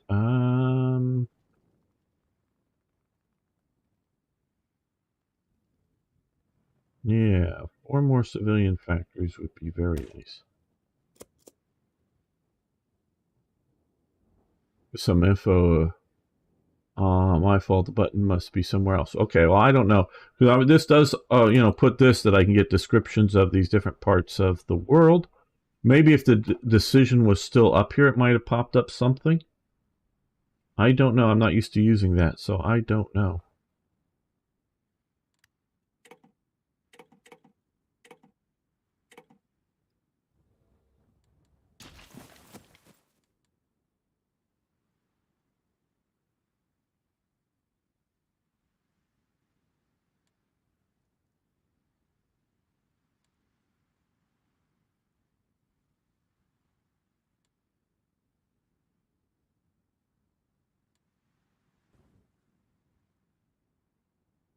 So far, I've succeeded in losing about, I don't know, a third of the land mass of my empire.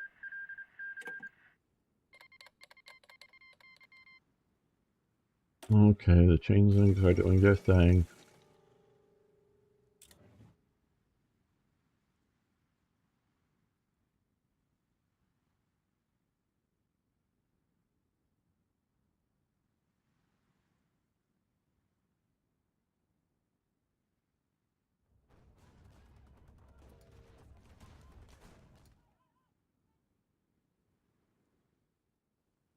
They're guarding their coast as if that's the worst thing.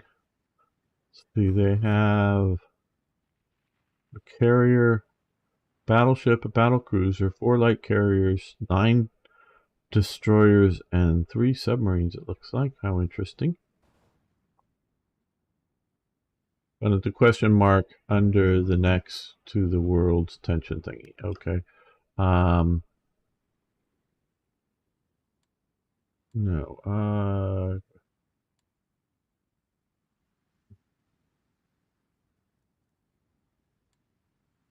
Here. Is this what we're talking about? Oh, yeah. Okay, it drops it down.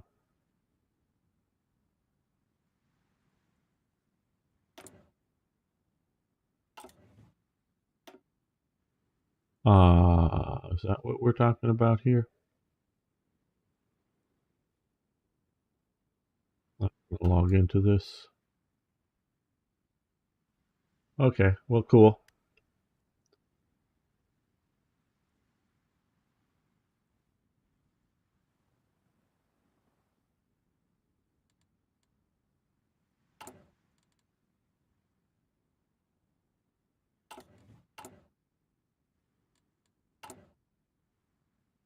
Well, this will give us 4 more civilian factories, which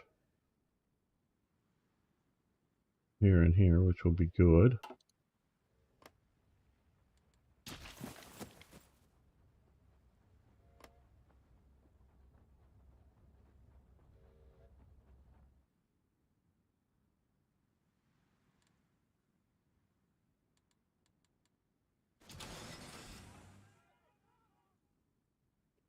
Not that I'm unwilling to trade for things like more aluminum or something. It just needs to be worth it. A big enough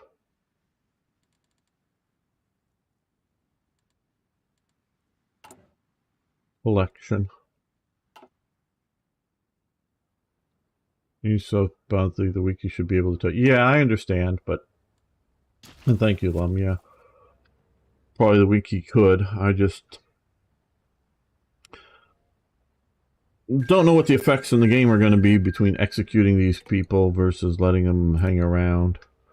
You know, if they're dangerous, evil, whatever, as well, leaving them to hang around will probably just be a problem. If they're just sort of oddball nuts, well, maybe you just lock them up because you don't want them to do more damage. But you also don't need to kill them. But maybe that's just my benevolent nature.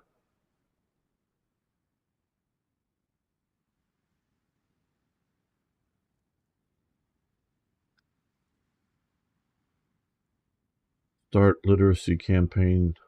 Whereas deal with the bureaucrats. Remove mass illiteracy. Okay. Stalingrad in our town. Stalinograd. Okay. Let's see. Didn't we have a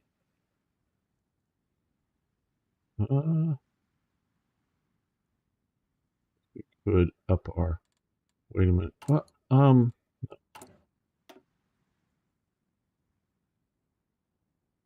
Political power focus gradually removes mass illiteracy national spirit. National spirit? I don't see a mass illiteracy national spirit. So I'm not sure on that. So let's, I don't know that I need to do that just yet then. This one looks good.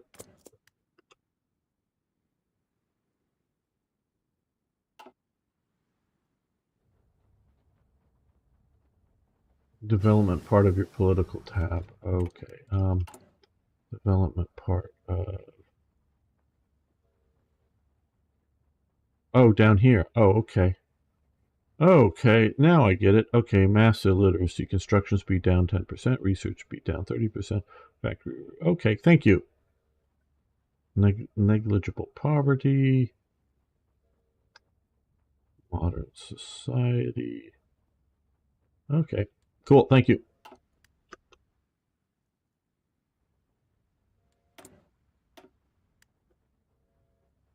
Okay, we're still in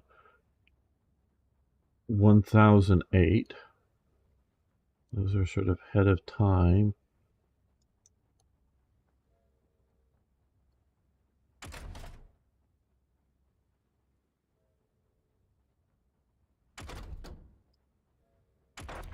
Yeah, maybe we should do radios.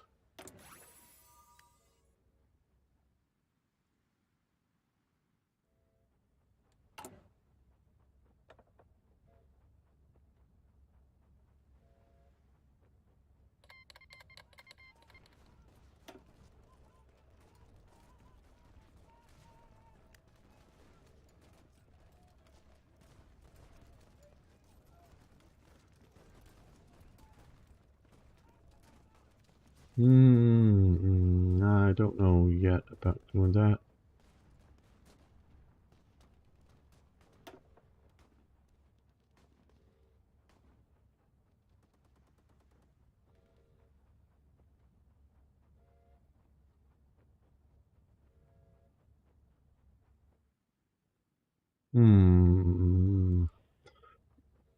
Well, maybe something like Army defense, Army morale.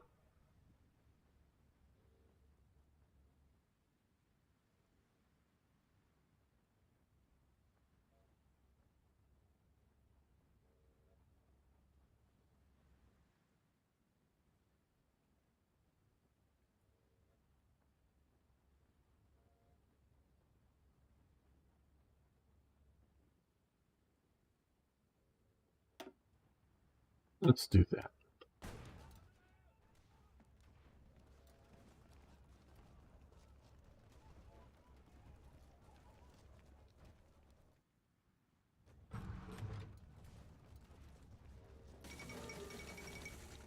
Socialist Union. Today, Vasily Pantsushenko and the Supreme Soviet announced that they are creating an international organization, Socialist Union. They are going to seek support of communist nations all across the world for mutual protection and cooperation. So they want to do mass murder and things. Okay. Spread the evil communism. Now those people, they can be killed because evil communists want to do lots of bad things to people. Fury, Ivory, in feuds. That's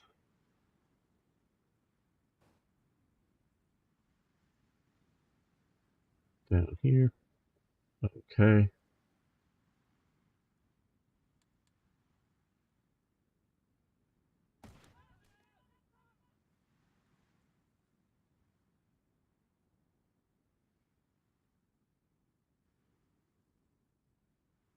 Wow, this is sort of fascinating. Right now it's sort of slow going. I know I could step it up a little bit more speed, but we're getting along pretty quick. Got another division. We can stick under him.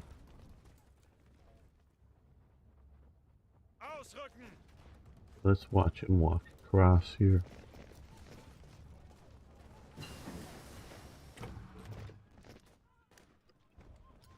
Okay, artillery improvement. Anti-tank could be useful. Yeah, let's do anti-tank. Better to have that technology and get something in production before running into a lot of tanks and then going, oops, we could have had that. That'd be something we could attach to a lot of the infantry divisions, maybe?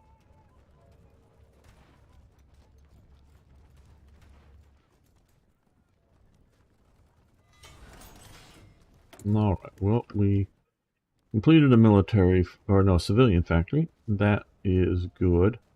We were getting a lot more steel ins than we were, and we also have more slots because we did some different bonuses. So, no, I didn't. I wanted to still be this. So let's... No.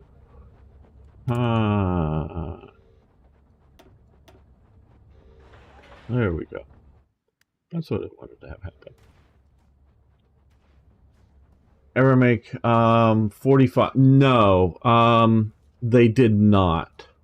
Germany, the Pack 36/Pack 37, those are variances on basically the same thing, was a 37mm anti-tank gun. The Czech 37mm tank gun was slightly different. They couldn't use the same ammunition. I've recently found out. I thought they could, but they couldn't. They did inherit or acquire a bunch of 47mm Czech anti-tank guns. I don't know how many they ended up also producing. They may have produced some. I know they got a bunch. They stuck a bunch on the Panzer I holes to create the Jagdpanzer I. So that was the Czech 47. And then they jump up to the Pack 38, which is a 50mm gun. And although that 3 more millimeters may not sound like a lot more than the 47mm, it's a longer casing. There's a lot more velocity coming out of it, so it has more penetrating power for just, 3 millimeters wider. So they go to the 50mm tank and anti-tank guns, slightly different versions there. And then they jump up to the Pack 40, which is a very long chambered 75mm gun, which is different than their 75mm L43 and L48, slightly different guns. I think shooting the same ammo there, but just slightly longer barrels in the L48 than the L43. Main gun on the Panzer IV that you see, and also sticking that long barrel gun on the Stug and other things. Yeah. So, okay, Cone. Thanks for showing up. Good meeting you here. I hope to see. Hope you I think you did follow the channel. I don't know if we'll be playing this again, but maybe. So hopefully you also check out my YouTube channel as well. You can just scroll down for the link or just search gamer_1745. Have a good day. Good night.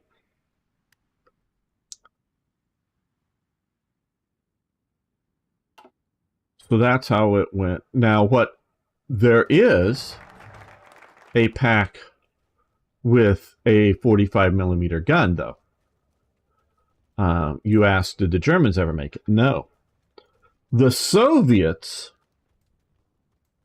at some stage, see the Pak 36, like the Pak 36, license production, actually pay licenses on the production, and get help from the Germans, including machinery, to make the Pak 36. But they upgun it, in their production, so not just changing it, to a 45 millimeter gun. So there are, if you will, packs. I don't know. The Germans probably labeled them something because they captured them and, used them to some degree as captured guns. I don't know how much or how often. Because I know they used everything, at least a little bit that they captured, at least briefly, as long as ammunition, was around. And then maybe if no more ammunition, they might just send it back, to be scrapped, as scrap metal to be put into the, something to be made. Because they were cleaning up. The Germans cleaned up the battlefields when they could, a lot of damaged and destroyed equipment just for scrapping for the metal value. So there was a version of the Pak 36 type gun in a 45 millimeter, and that would be the Soviet production. The 6-pounder was 57. Yeah, and the Americans called it a 57 millimeter gun when they did an anti-tank gun, I believe, based off the 6-pounder. I believe that's how it is. Okay, unite the nation. We could do that, but I don't know that we're really ready to do that. I am, I say, very much an infrastructural type.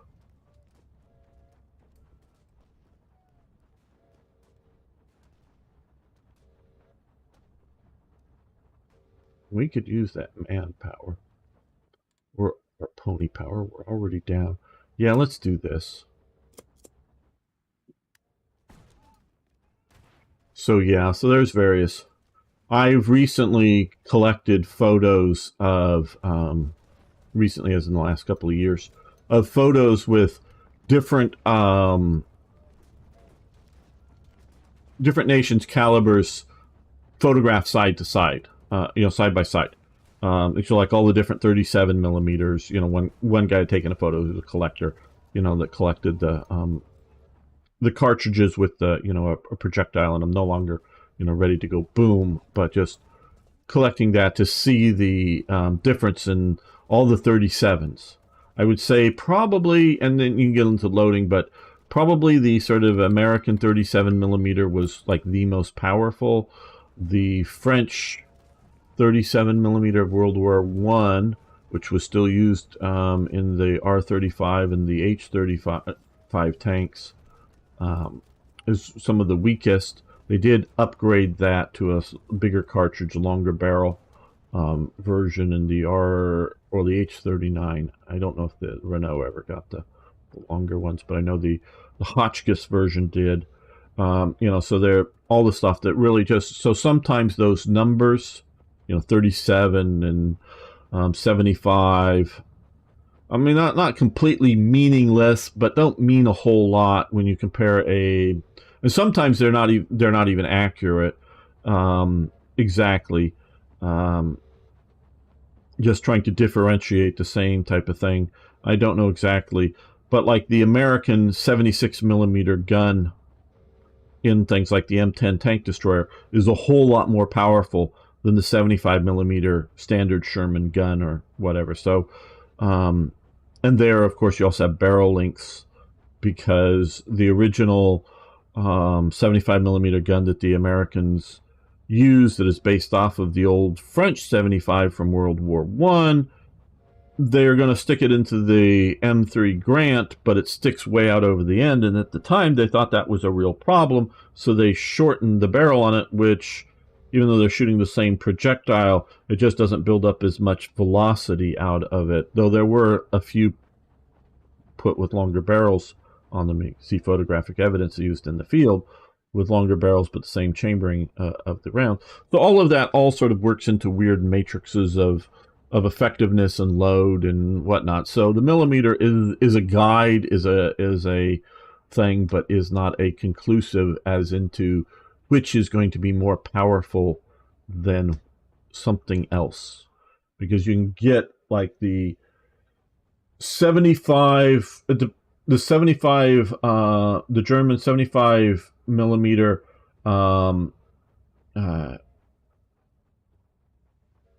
L70 gun, L71 or whatever gun that's on the Panther is about the same performance as this sort of standard 88 millimeter gun on the Tiger 1. They have very, very similar performances, at least in penetration power and whatnot. Sure, there are other things. I recently found out that Brazil used artillery made from Krupp during the 1930s. Oh yeah, that very well, Pickle, may be Krupp artillery made even before World War One. Krupp was making and exporting artillery all over the place, both as in light guns, like mountain guns, or big heavy guns, big siege artillery kind of, or coastal defense battery type guns, or big battleship guns. They sold them all kinds of places. I didn't know particularly Brazil, but it doesn't surprise me. Yes, the French 37 millimeter short barrel. Yeah, the SA-18, absolutely, Arno. That is like one of the weakest. We called it the 1 pound gun in World War One. There is actually, I believe it is the same chambering as the Hotchkiss rotating cannon. It's sort of like a Gatling gun in operation, if you can picture it, the Hotchkiss gun, as well as a single loading breech mount, and I think Hotchkiss also made those, and some of those were used in the American Old West, though they had longer barrels than the gun in the FT-17 or the R-35, but the same chambering. They used them on naval mounts and as very light field pieces. The Americans did, like in the 1880s or 1890s in the American Old West, and a few were sort of used in the Little Bighorn campaign. I don't think they were at the Battle of the Little Bighorn campaign, because